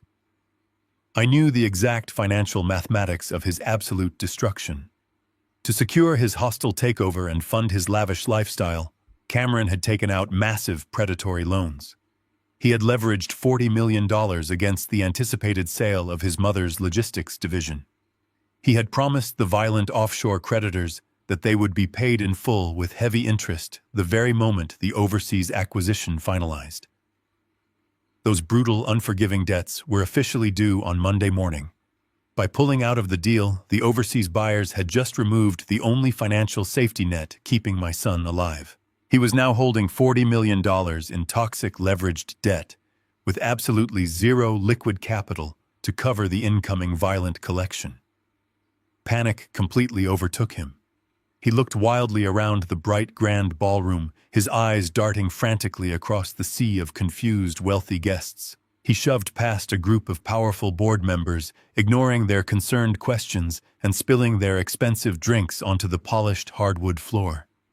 He was frantically searching for the single person he knew was responsible for this catastrophic failure. He was searching for the broken old man he had carelessly shoved into a dark corner just an hour ago. He marched aggressively toward the back of the room, pushing a terrified waiter aside as he scanned the shadows near the swinging metal kitchen doors. He reached the tiny wooden table tucked tightly against the back wall. He slammed his shaking hands flat against the sticky surface, expecting to find me sitting there in my faded windbreaker, completely terrified of his incoming rage. But the small chair was empty.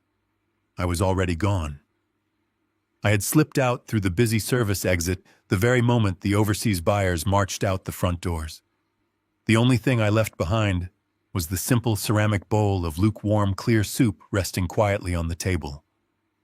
Cameron stood entirely alone in the dark corner of his lavish, ruined celebration. He stared down at the empty chair, feeling the absolute crushing weight of his monumental failure pressing down on his chest.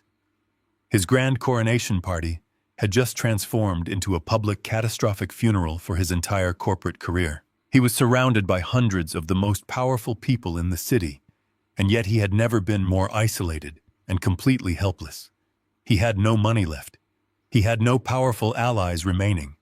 His secret crimes were currently sitting in the email inboxes of federal investigators and corporate compliance officers all across the globe. As the reality of his massive impending doom finally settled into his panicked mind, a singular, desperate thought took hold. The overseas deal was completely dead, and his personal accounts were entirely empty, but the primary estate of his mother remained completely untouched. The official legal will reading was scheduled for 9 o'clock the very next morning at the high-rise law office. Cameron realized with a sickening, terrifying clarity that the $200 million inheritance was his only remaining salvation. He believed that if he could just survive the night and claim his legal birthright tomorrow, he could use the massive fortune to pay off the violent creditors and bury the federal investigations under a mountain of expensive defense attorneys. He firmly believed the will was his absolute unconditional safety net. He had absolutely no idea that he was desperately preparing to walk directly into the final and most devastating trap I had ever set. The morning sun reflected sharply off the massive glass skyscrapers of the financial district. But inside the mahogany-paneled conference room of Lawson's law firm, the air felt incredibly heavy and cold. I arrived exactly 20 minutes early, wearing the same faded gray windbreaker and scuffed brown boots I had worn all week. I took a seat in the furthest corner of the expansive room, as far away from the massive polished oak table as physically possible. I held a simple, worn manila folder tightly in my lap. It was the only thing I had brought with me, but it contained the absolute entirety of my son's impending destruction. Lawson sat at the head of the table, organizing a thick stack of legal documents with precise, deliberate movements. He did not look at me. We had agreed beforehand that we would maintain absolute professional distance until the final trap was officially sprung. We could not afford to let Cameron suspect that the broken old man sitting in the corner had any connection whatsoever to the powerful estate attorney controlling his fate. At exactly 5 minutes to 9, the heavy glass doors of the conference room swung open with an aggressive, arrogant push. Cameron and Monica strolled into the room, radiating the sickeningly hollow confidence of people who believed they had already won the ultimate victory. They were dressed in impeccably tailored, aggressively expensive designer clothing. Cameron wore a sleek, jet-black suit with a platinum watch gleaming on his wrist, while Monica paraded in a pristine white dress that looked entirely inappropriate for a formal legal reading. They were not mourning the tragic loss of a mother. They were attending the final glorious coronation of their new financial empire. Cameron stopped dead in his tracks the moment he saw me sitting quietly in the corner. His arrogant smile vanished for a split second, replaced by a flash of genuine confusion. He clearly had not expected me to show up. In his mind, the pathetic old man he had mercilessly evicted from the guest house had already crawled away to a cheap motel to drink himself to death. He quickly recovered his composure, his face twisting into a mask of pure, unfiltered disgust. He marched across the thick carpet, stopping just inches from my chair. He looked down at me, his eyes full of venom and contempt. "Are you completely lost, old man?" Cameron sneered, his voice loud enough to echo across the quiet conference room. "I told you very clearly that you have absolutely no place in this family anymore. You gave up your right to be here 15 years ago when you signed those divorce papers and ran away like a coward." I did not look up at him. I kept my gaze fixed firmly on the worn manila folder resting in my lap. I remained perfectly silent, absorbing his hostility without a single flinch. My silence only seemed to fuel his towering arrogance. "Let him stay, Cameron." Monica chimed in, walking up behind her husband and resting her hand possessively on his shoulder. She looked at my faded jacket with absolute revulsion. "I think it is actually very fitting that he is here to witness exactly what happens to people who lack ambition and fail to secure their own future. He can sit quietly in the corner and watch you inherit everything he was too weak to build. Besides, maybe Lawson will validate his miserable little alimony payments for another month, so he does not starve to death on the streets." Cameron laughed, a sharp, cruel sound that bounced off the mahogany walls. "Enjoy the show, Russell," he mocked, leaning in close to my face. "And when it is all over, I hope you enjoy the long, miserable bus ride back to whatever dirty hole you crawled out of this morning." He turned his back on me completely and swaggered to the massive oak table, pulling out the largest leather executive chair for himself. Monica sat gracefully beside him, crossing her legs and looking expectantly at Lawson. They were entirely oblivious to the monumental danger sitting just a few feet away from them. Lawson cleared his throat, a sharp, authoritative sound that immediately commanded the room. He adjusted his wire-rimmed glasses and opened the thick leather binder containing Victoria's final will and testament. "We are gathered here today to execute the final wishes of Victoria," he began, his voice completely devoid of any emotion. "As the designated executor of this estate, I will read the distribution of assets exactly as they were legally codified prior to her passing. I ask that all parties hold their questions or comments until the reading is entirely concluded." Cameron leaned back in his heavy leather chair, crossing his arms with a deeply satisfied smirk. He was practically vibrating with greed, eager for Lawson to simply hand over the keys to the kingdom. Lawson began with the preliminary assets, reading through a list of minor charitable donations and small financial trusts established for the long-time employees of the manufacturing company. Cameron rolled his eyes impatiently, clearly annoyed that he had to sit through the distribution of what he considered insignificant pocket change. He wanted to get to the main event, the $200 million corporate empire he was desperately relying on to save his own life from his violent offshore creditors. "We will now move on to the specific personal bequeathments," Lawson announced, turning to a new page in the heavy binder. "To my daughter-in-law, Monica Victoria has left a highly specific and designated collection of personal effects." Monica sat up straight, her eyes widening with greedy anticipation. She clearly expected a massive payout, perhaps a luxury vehicle or a substantial cash trust. Lawson read directly from the legal document. "I leave to Monica the entire contents of the small locked velvet box located in the bottom drawer of my personal vanity. This box contains my complete collection of cubic zirconia costume jewelry purchased from various discount retailers over the last 2 decades. It is my sincere and final wish that Monica wears these pieces proudly, as they perfectly match the hollow, manufactured and entirely fake nature of the affection she has shown me since the day she entered my family." The absolute deafening silence that slammed into the conference room was incredibly satisfying. Cameron stared at Lawson in pure shock, unable to process the brutal, undeniable insult his mother had legally immortalized in the public record.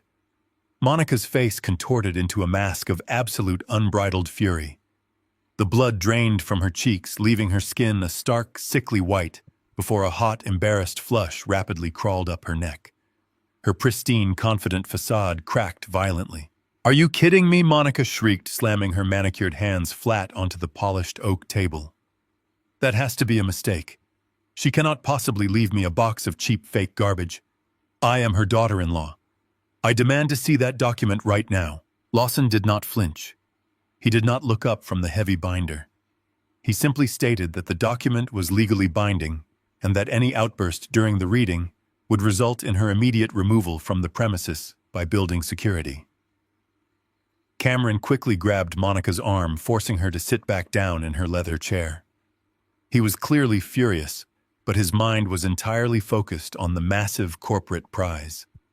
He whispered harshly to his wife, telling her to be quiet and assuring her that they would buy real diamonds the moment the primary estate was legally transferred to his name. Lawson let the tense, heavy silence linger in the room for a few agonizing seconds.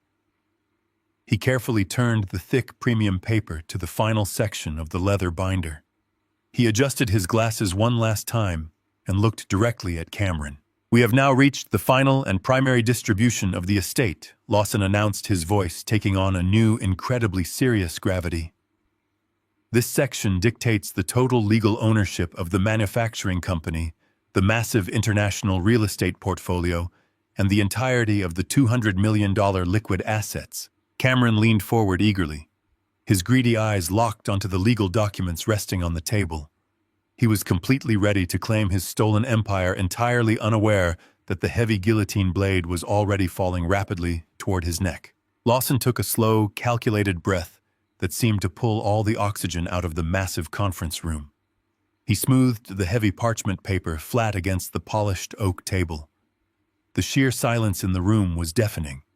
You could hear the faint hum of the city traffic, dozens of floors below, and the frantic, shallow breathing of my son. Cameron was practically vibrating in his expensive leather chair. His eyes were wide with pure, unadulterated greed. He was entirely convinced that the next words out of the attorney's mouth would officially crown him a billionaire and erase the massive, terrifying offshore debts threatening to end his life. Lawson looked up from the binder. He did not look at Cameron. He looked straight ahead, maintaining the absolute professional detachment of a man executing a flawless legal execution. Section 4, the primary estate. Lawson read, his voice echoing like a final gavel strike.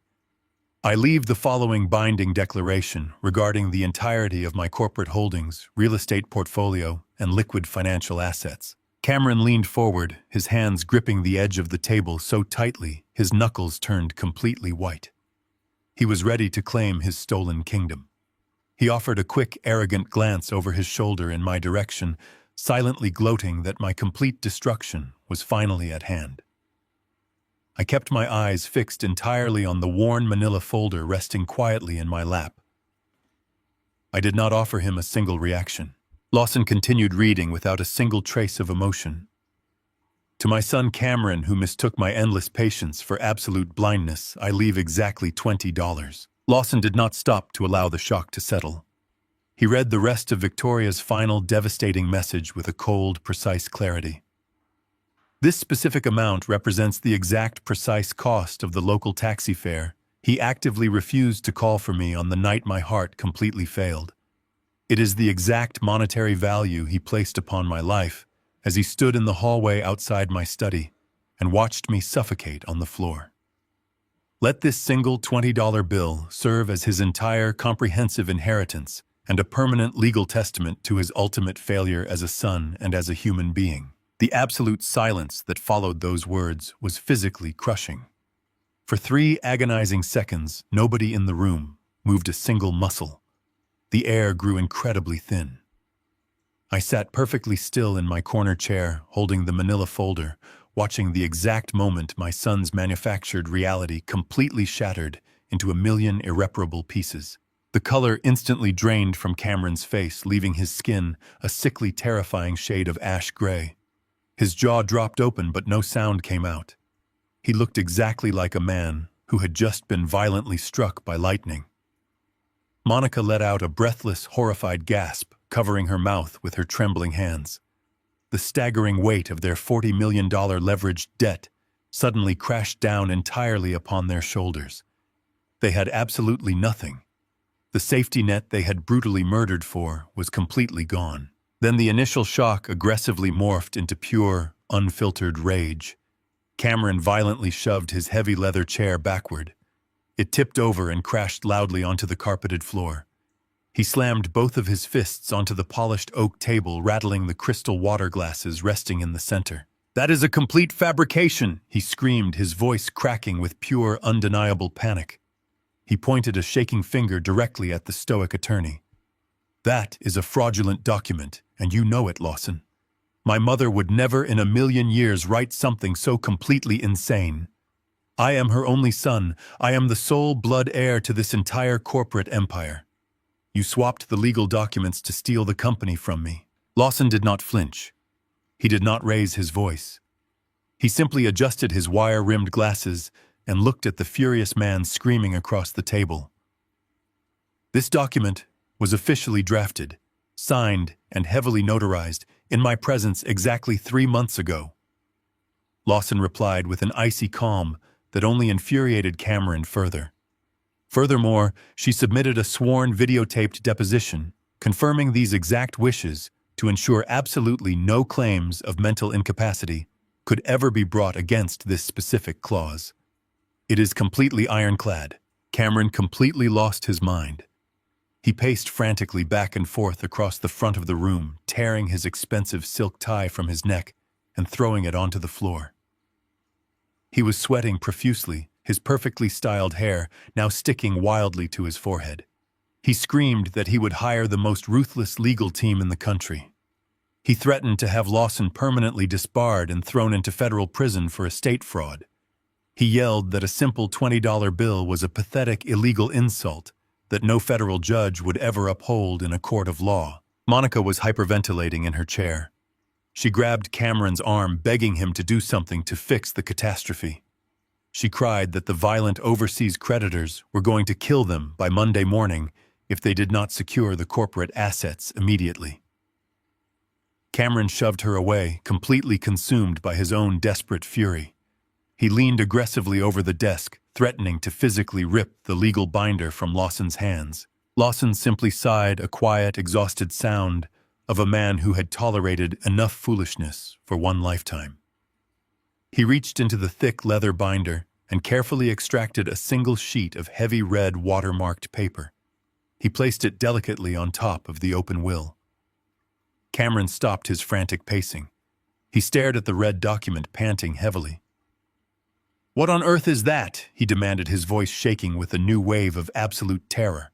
Lawson looked directly into Cameron's panicked eyes. "This is the final legal mechanism your mother embedded deep within the foundational trust of this company," Lawson explained, his voice low and incredibly lethal. "It is officially designated as the betrayal clause." Cameron swallowed hard, his throat completely dry. "What does it say?" he whispered, entirely stripped of his prior arrogance. Lawson placed his hand flat over the red paper. "It strictly and unconditionally dictates that if any concrete, irrefutable evidence of financial malfeasance, corporate embezzlement, or gross criminal negligence committed by you is presented to this legal firm prior to the execution of the primary estate, your designated status as a beneficiary is immediately and permanently voided." Lawson slid the heavy red paper smoothly across the polished oak table. It stopped mere inches from Cameron's trembling hands. "The clause explicitly states that if you are proven to have stolen from this company, your entire inheritance automatically defaults to absolute zero. The $20 is completely revoked. You receive absolutely nothing but the full devastating weight of the federal legal system." Cameron stared down at the harsh black ink printed across the red paper. His eyes darted frantically back and forth, reading the absolute terms of his own financial execution. The terrifying reality of his situation finally pierced through his blinding arrogance. He remembered the empty biometric safe in his mother's executive suite. He remembered the missing offshore ledger containing the undeniable proof of his stolen millions. He slowly lifted his head and looked frantically around the quiet room, realizing that whoever had broken into the corporate headquarters 2 nights ago possessed the absolute power to trigger this exact devastating clause. He was completely out of time, out of money, and entirely out of options. The trap his mother had meticulously engineered from beyond the grave had just closed its heavy steel jaws perfectly around his throat.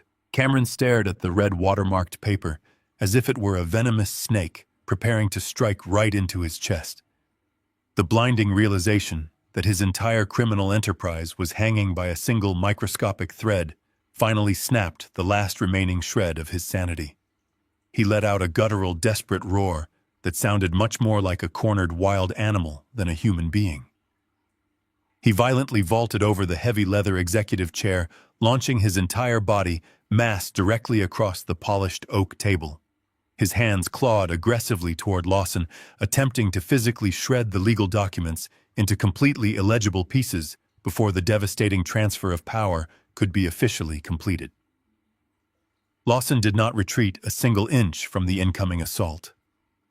The veteran attorney simply shifted his weight and swiftly pulled the heavy binder safely out of reach, letting Cameron crash wildly onto the slick wooden surface of the conference table. Monica shrieked in absolute terror, stumbling backward until her expensive white dress pressed hard against the thick glass wall of the office. Cameron scrambled frantically on top of the desk, knocking heavy crystal water pitchers to the floor, where they shattered loudly into 1,000 dangerous wet shards. He grabbed Lawson by the collar of his suit, screaming that he would destroy anyone who tried to steal his rightful inheritance.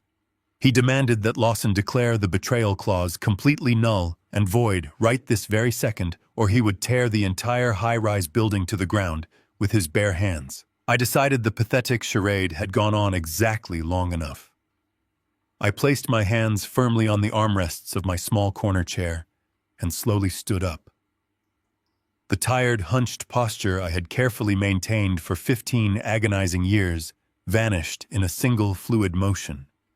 I straightened my spine, aligning my vertebrae until I stood at my full commanding height. I rolled my broad shoulders back, expanding my chest, and shedding the frail, submissive disguise entirely. The weak, trembling old man who had meekly accepted a cruel eviction notice yesterday morning was completely dead and gone. I stepped out of the dark shadows of the corner and walked toward the center of the massive room. My heavy boots thudded against the thick, expensive carpet with a slow, methodical, and undeniably lethal cadence. The distinct sound of my confident, heavy footsteps immediately drew the panicked attention of every single person in the room. Monica gasped loudly, pointing a shaking, manicured finger in my direction, as if she were looking at a ghost materializing from thin air. Cameron froze entirely, while still awkwardly sprawled across the massive oak desk. He released the collar of Lawson's suit and slowly turned his head to look at me. His bloodshot eyes widened in pure, unadulterated confusion as he desperately tried to comprehend the imposing titan currently striding toward him. I reached the edge of the conference table and stopped directly in front of my son. I looked down at him with a gaze completely devoid of any paternal warmth or mercy. I raised my right hand and violently slammed the thick manila folder directly onto the polished wood right next to his trembling fingers. The heavy thud echoed through the room like a final gunshot, concluding a bloody, ruthless war. I looked him dead in the eye and told him in a low, dangerous voice to open the folder and read his own death sentence. Cameron slowly pushed himself backward, sliding off the table and dropping heavily onto his feet. His hands were shaking so violently he could barely manipulate the simple brass clasp of the folder. He pulled the thick, heavy flap back and exposed the undeniable instruments of his own absolute destruction. The very first item he saw was the thick, black leather-bound offshore ledger he had desperately tried to retrieve from a non-existent bus station locker just 24 hours prior. He let out a choked, suffocating gasp as he recognized his own illicit digital signatures printed across the pages, proving every single embezzled dime. Next to the ledger lay the crisp, high-definition printout of the massive wire transfer he had foolishly sent me from his stolen Cayman Islands shell account, which was the ultimate digital fingerprint sealing his federal conviction. Finally, his terrified eyes landed on the official hospital letterhead bearing the sworn legal affidavit signed by the corrupt psychiatrist detailing the exact $25,000 bribe Cameron had paid him to fake a dementia diagnosis. Lawson calmly adjusted his suit jacket and reached across the table to formally retrieve the physical evidence from the scattered pile. He examined the offshore ledger, the wire transfer receipt, and the sworn medical affidavit with quick, precise, professional scrutiny. He looked directly at Cameron and stated that the required legal burden of proof for the betrayal clause had been met with absolute and undeniable certainty. Lawson turned his attention to the final remaining page of the massive legal binder, ignoring the whimpering sounds coming from Monica in the background. He announced to the silent room that under the explicit, unalterable terms laid out by Victoria, the default succession plan was now immediately and irrevocably activated. He read the final succession directive with a booming, authoritative voice that left absolutely no room for debate. He formally declared that I am hereby instantly recognized as the sole legal heir, the absolute executor of the entire estate, and the primary majority shareholder of the $200 million tech manufacturing empire. He stated clearly, for the official record, that I now possessed total unconditional authority over every single corporate asset, every overseas bank account, and every piece of global real estate connected to the company. My son was officially stripped of every single dime he thought he owned. The massive corporate kingdom he had murdered his own mother to steal had just been legally handed over to the man he had ruthlessly thrown out onto the freezing street just 2 days ago. The absolute finality of the legal declaration shattered the last remaining fragments of Cameron's mind. The blinding realization that his own father had meticulously orchestrated his complete financial and personal ruin sent him into a blind, animalistic frenzy. He had lost the company, he had lost the money, and he was rapidly losing his freedom as the massive weight of the federal crimes hung directly over his head. He let out a deafening guttural scream of pure agonizing defeat that echoed horribly against the glass walls. He balled his hands into tight, violent fists and lunged directly across the short distance separating us, aiming his entire body weight at my chest with lethal, murderous intent. I did not flinch. I did not raise my hands to block his pathetic, desperate attack. I simply took one fluid, calculated step to the side. Cameron flew past me, grasping wildly at the empty air. His forward momentum carried him violently across the carpet until he crashed headfirst into the massive, solid mahogany bookshelf lining the back wall. Heavy law books and decorative statues rained down upon his shoulders as he collapsed onto the floor, entirely broken, defeated, and completely pathetic. The dust from the fallen legal books had not even settled on the thick carpet when the heavy oak doors of the conference room swung open with a massive, deafening thud. The violent sound made everyone in the room freeze completely. I turned toward the entrance, watching as the final phase of my carefully orchestrated plan officially crossed the threshold. 4 figures marched aggressively into the room, moving with a highly synchronized and lethal purpose that immediately commanded absolute compliance. 2 of them wore dark, immaculate suits with federal agency badges gleaming brightly on their lapels, representing the full crushing authority of the United States government. The other 2 were veteran local homicide detectives wearing heavy tactical jackets and carrying the unmistakable, hardened demeanor of men who deal exclusively with the absolute worst of human nature. They did not knock. They did not ask for permission to enter the executive suite. They simply walked in and immediately locked the doors behind them, physically sealing the trap. The color completely vanished from Monica's face, leaving her looking entirely ghostly and terrified. Her jaw dropped open in pure, unadulterated horror as the reality of my words slammed violently into her brain. The protective bubble of her immense arrogance popped instantly.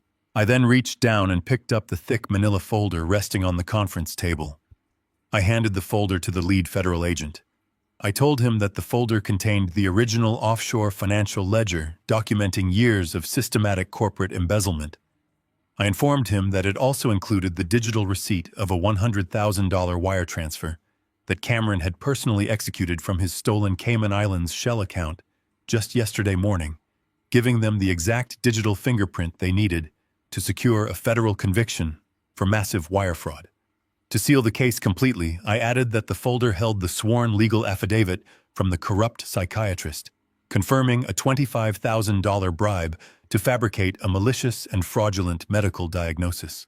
The lead federal agent nodded slowly, carefully, securing the massive folder under his arm. He turned his cold, piercing gaze directly toward my son. The 2 local homicide detectives immediately unclipped the heavy metal handcuffs from their tactical belts.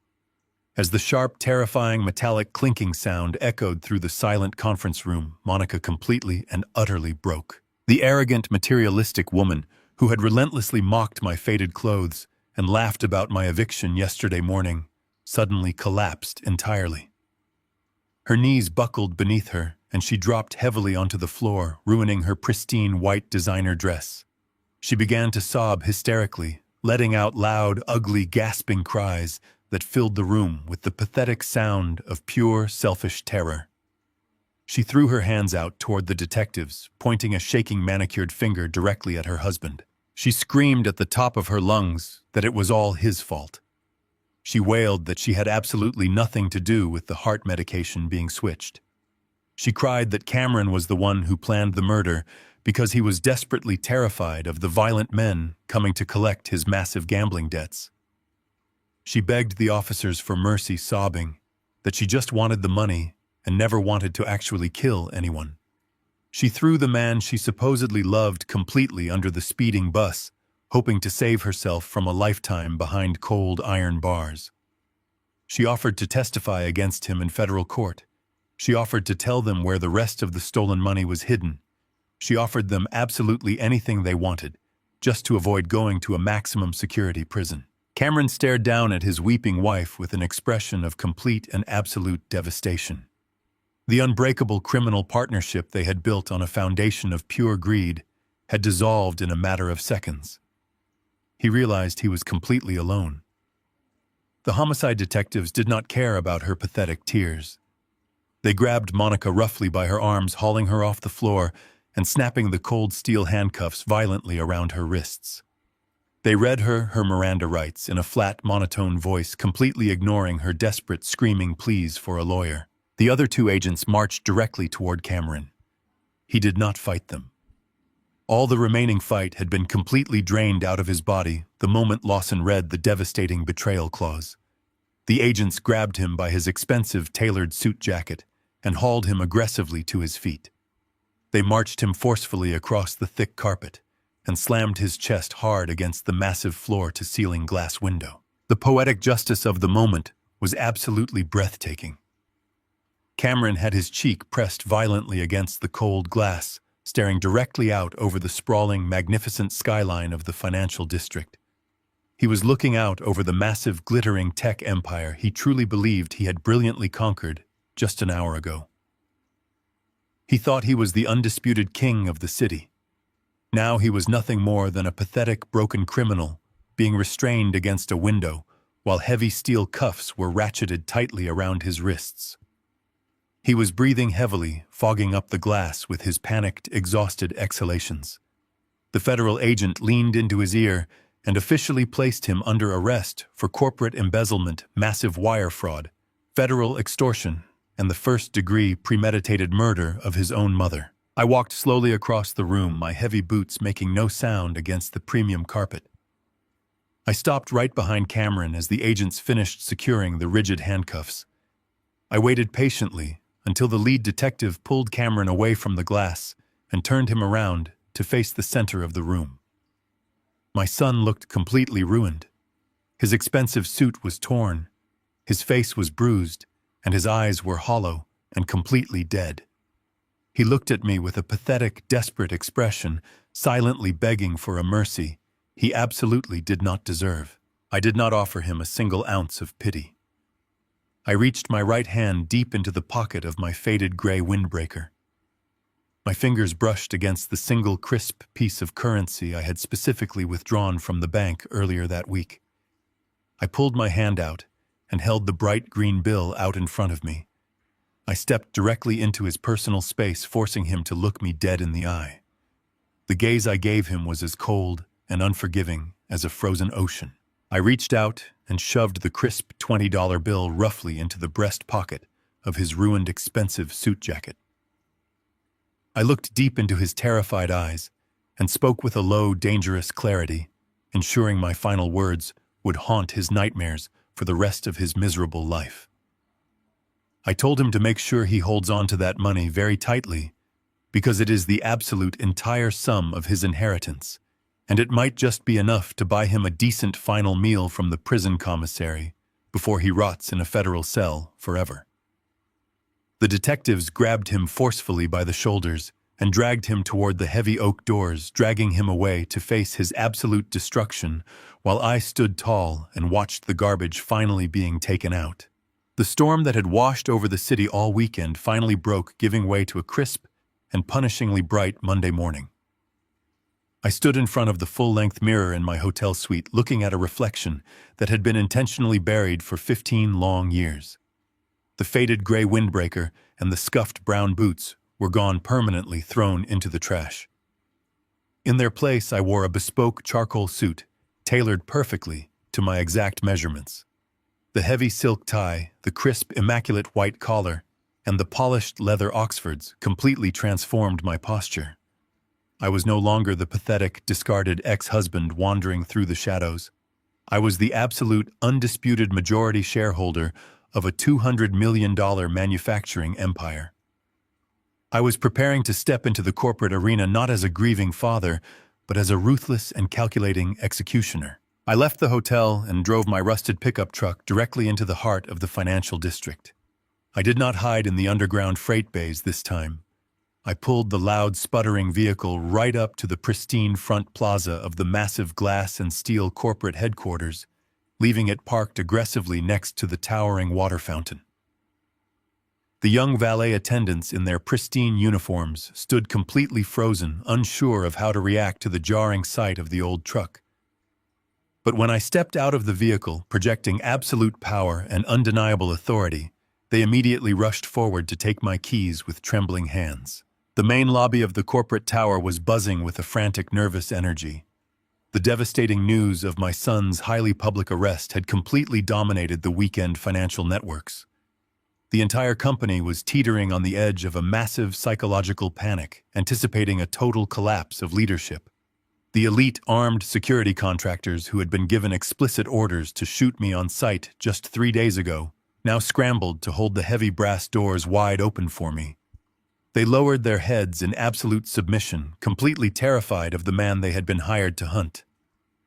I walked across the polished marble floor without breaking my stride, projecting a cold, lethal calm that immediately silenced the whispering crowds of employees. I stepped into the private executive elevator and rode the glass cabin all the way up to the top floor. The heavy oak doors of the main boardroom stood slightly open. I walked into the massive room and found exactly what I expected. The long mahogany table was surrounded by the senior executive team. These were the men and women who had actively enabled my son's reckless ambition. They were the highly paid corporate vultures who had turned a blind eye to his massive offshore embezzlement because they were eagerly taking a cut of the stolen profits. When they saw me enter the room, a few of them actually smirked. They still believed the media narrative from 15 years ago. They truly thought I was just a naive, out-of-touch logistics engineer who had stumbled blindly into a massive fortune. They believed they could easily manipulate me with complex financial jargon and empty corporate flattery. They were completely and utterly wrong. I did not sit down at the head of the table. I remained standing, casting a long, imposing shadow over the polished wood. I looked at each of them, observing their fake, sympathetic smiles and their perfectly rehearsed expressions of false mourning. The room fell into a heavy, suffocating silence as they waited for me to speak. I reached inside my tailored jacket and pulled out the thick, black, leather-bound offshore ledger. I dropped it onto the very center of the table. The heavy thud echoed against the glass walls, making several executives jump in their expensive leather chairs. I have scheduled exactly 15 minutes for this meeting. I announced, my voice entirely flat and devoid of any human warmth.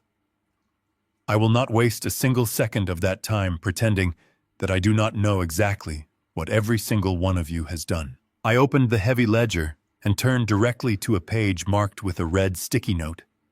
I looked directly into the panicked eyes of the chief financial officer. I read his name aloud, followed immediately by the exact routing number of his personal offshore bank account and the precise total of $3 million he had secretly received as a bribe to hide my son's massive corporate theft.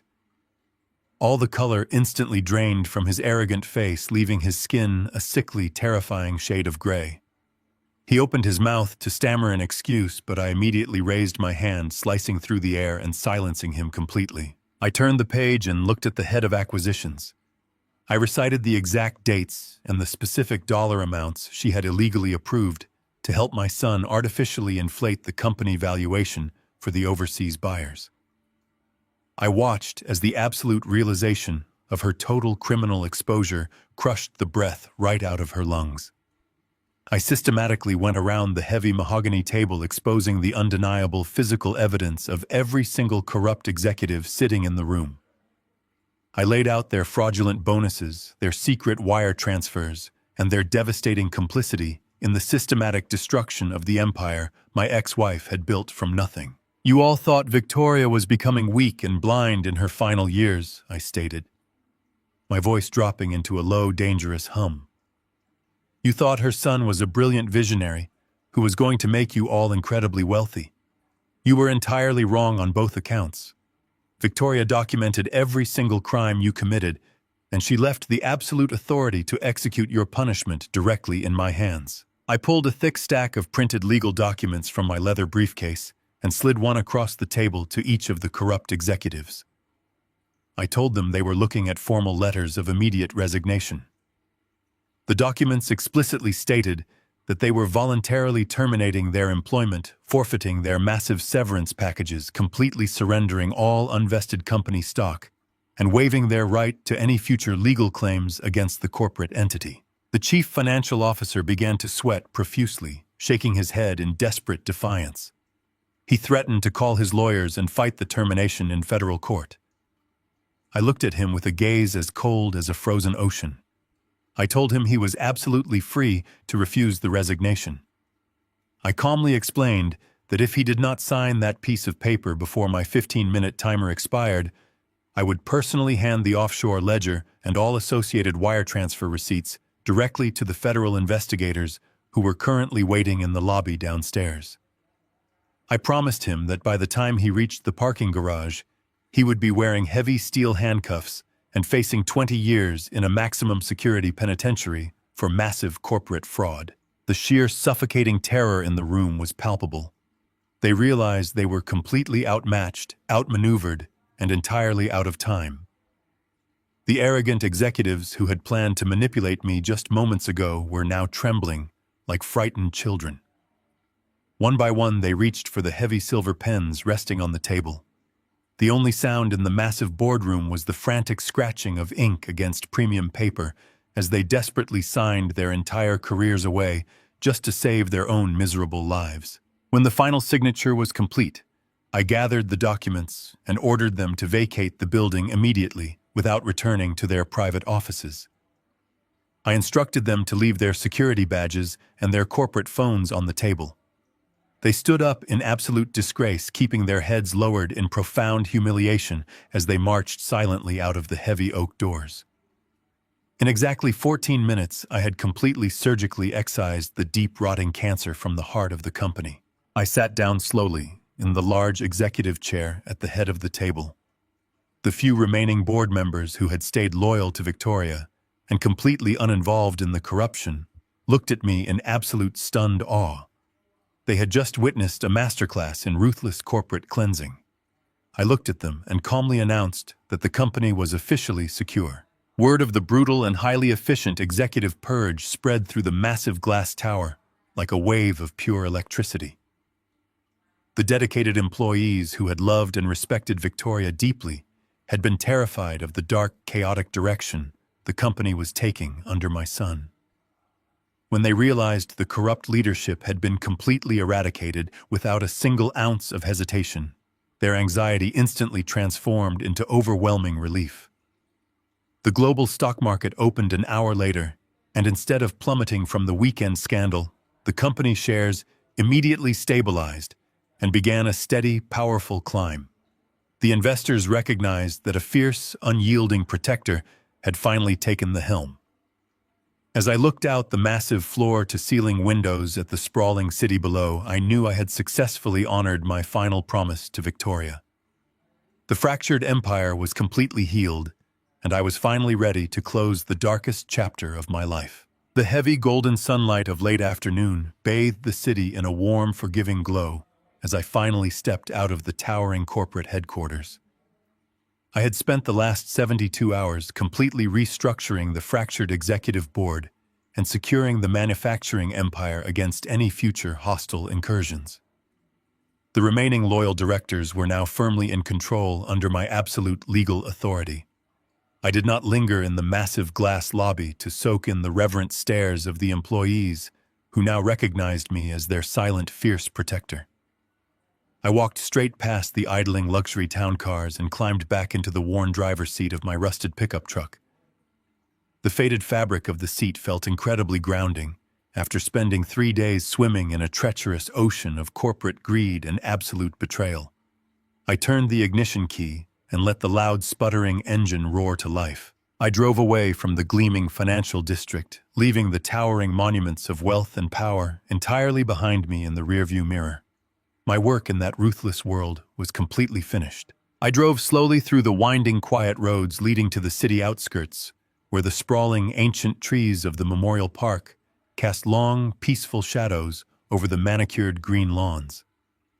I parked my old truck near the heavy iron gates and stepped out into the crisp evening air.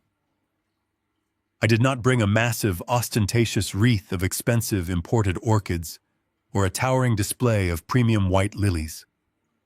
During the lavish, heavily publicized funeral reception, Cameron and Monica had flooded this sacred ground with sickeningly expensive floral arrangements designed exclusively to show off their manufactured grief to the media and the wealthy elite. Those hollow, rotting displays had already been cleared away by the groundskeepers. Instead, I held a small, simple bouquet of fresh yellow daisies wrapped in plain brown paper. They were the exact same unpretentious wildflowers I used to pick for Victoria from the dusty fields behind our first tiny apartment, 35 years ago, long before the money and the corporate vultures completely complicated our lives. I walked methodically down the quiet stone pathways, listening to the gentle crunch of my heavy boots against the fallen autumn leaves. The Memorial Park was entirely empty, granting me the absolute privacy I desperately needed to close the final devastating chapter of our shared history. I reached the quiet, secluded crest of the hill where Victoria was laid to rest beneath a massive weeping willow tree. Her elegant marble headstone stood perfectly still in the fading sunlight. I stopped directly in front of the polished stone and let out a long, heavy sigh, releasing decades of accumulated tension and carefully guarded secrets from deep inside my chest. I knelt slowly onto the soft, damp grass and gently placed the bright yellow daisies at the base of the cold marble monument. I traced the engraved letters of her name with my weathered fingers, feeling a profound, overwhelming mixture of deep sorrow and absolute ultimate victory. I looked at the stone and spoke to her in a quiet, steady voice that carried clearly through the empty, silent cemetery. "I kept my promise, Victoria," I whispered, feeling a single warm tear roll down my cheek. "The company is completely secure. The predators have been entirely purged from the boardroom, and the legacy you sacrificed your entire life to build is permanently protected from their greed." I sat back on the grass and told her exactly what had transpired over the last incredibly brutal week. I told her how Cameron and Monica had ruthlessly planned to discard me and steal everything she had built. I told her about the stolen offshore ledger, the faked psychiatric evaluations, and the massive wire fraud they had foolishly committed in their blind panic. I spoke clearly and calmly, detailing the exact moment the heavy steel jaws of our carefully orchestrated trap snapped perfectly shut around their throats in the mahogany conference room. "They are gone, Victoria," I stated, my voice resonating with an unshakable, ironclad certainty. "Cameron and Monica are sitting in a federal holding facility right now, facing decades in a maximum security penitentiary for their crimes. The corrupt doctors and the greedy executives who enabled them have been completely stripped of their power and handed over to the federal authorities. They will never hurt anyone ever again. They will never touch a single dime of your money, and they will spend the rest of their miserable lives locked in tiny concrete cells thinking about the absolute colossal mistake they made when they decided to underestimate us." A gentle evening breeze swept across the silent hill, rustling the long, graceful branches of the weeping willow tree above me. It felt incredibly peaceful, as if the heavy, suffocating dark cloud that had hung over our family for 15 years had finally been permanently blown away. The bitter manufactured hatred we had pretended to harbor for each other was officially dead and buried. We had successfully fooled the entire world. We had defeated the corporate monsters, and we had secured the future against our own treacherous flesh and blood. The war was officially over, and we had won an absolute unconditional victory. I stood up slowly, brushing the damp grass from the knees of my bespoke charcoal suit. I looked at the simple, bright daisies resting against the polished marble and offered Victoria one final respectful nod. I turned my back on the grave and walked purposefully down the stone pathway toward the heavy iron gates. I did not look back. My mind was no longer chained to the heavy burdens of the past or the brutal, exhausting demands of the corporate battlefield. I was walking toward a future that belonged entirely to me. I drove away from the cemetery as the sky turned a deep, vibrant shade of violet and gold. The $200 million fortune was now legally and fully under my absolute control, but I had absolutely zero desire to live like the arrogant elite I had just destroyed. I did not drive to an exclusive gated community to purchase a sprawling, empty mega mansion with 10 bedrooms and a fleet of imported luxury sports cars. I had seen exactly what that kind of hollow, excessive wealth does to the human soul. It breeds paranoia, it attracts leeches, and it slowly corrupts the mind until you are willing to murder your own family for a slightly larger bank account. Instead, I drove straight back to a quiet, modest neighborhood on the far edge of the city. I had purchased a small, comfortable cabin tucked away behind a thick grove of pine trees, far from the prying eyes of the media and the ruthless tech executives. It was a simple, unpretentious home with a wide wooden porch, a warm stone fireplace, and a large empty garage where I could finally restore old classic engines in absolute peace. I pulled my rusted truck into the gravel driveway, turned off the ignition, and stepped out into the quiet night. The air smelled of fresh pine needles and cool, damp earth. I walked up the wooden steps and unlocked my front door, feeling an incredible, profound sense of absolute physical and emotional freedom. I was a multimillionaire many times over, but my life was going to remain entirely simple and quiet. The massive wealth I now controlled was not going to be wasted on frivolous luxury or arrogant displays of power. I had already instructed Lawson to establish a massive global philanthropic foundation operating strictly under Victoria's name. The millions of dollars Cameron had desperately tried to steal to cover his pathetic gambling debts would now be systematically funneled into building free medical clinics, funding advanced logistics scholarships for underprivileged students, and supporting aggressive legal advocacy programs for victims of elder abuse and financial fraud. I walked into my quiet, cozy kitchen and poured myself a simple glass of cold water. I stood by the window looking out into the dark, peaceful woods surrounding my new home. I had played the part of the broken, defeated victim for 15 long years. I had endured the relentless mocking, the public disgrace, and the cruel arrogance of a son who believed he was an untouchable king. But I had survived it all. I had patiently sharpened my blade in the dark, waiting for the exact, perfect moment to strike.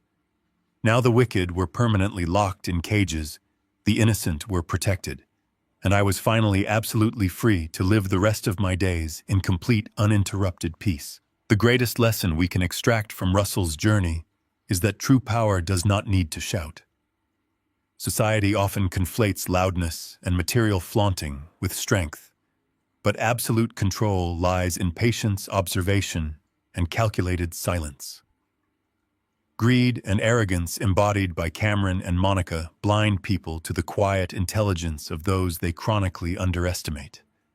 By choosing to endure temporary humiliation rather than reacting impulsively, Russell proves that restraint is a formidable weapon. Ultimately, this story teaches us that authentic wealth is not defined by corporate empires, but by the integrity, loyalty, and discipline one maintains when no one is watching. If Russell's calculated triumph resonated with you, hit the like button, subscribe to the channel, and share in the comments a time you had to stand your ground against those who underestimated your silent strength.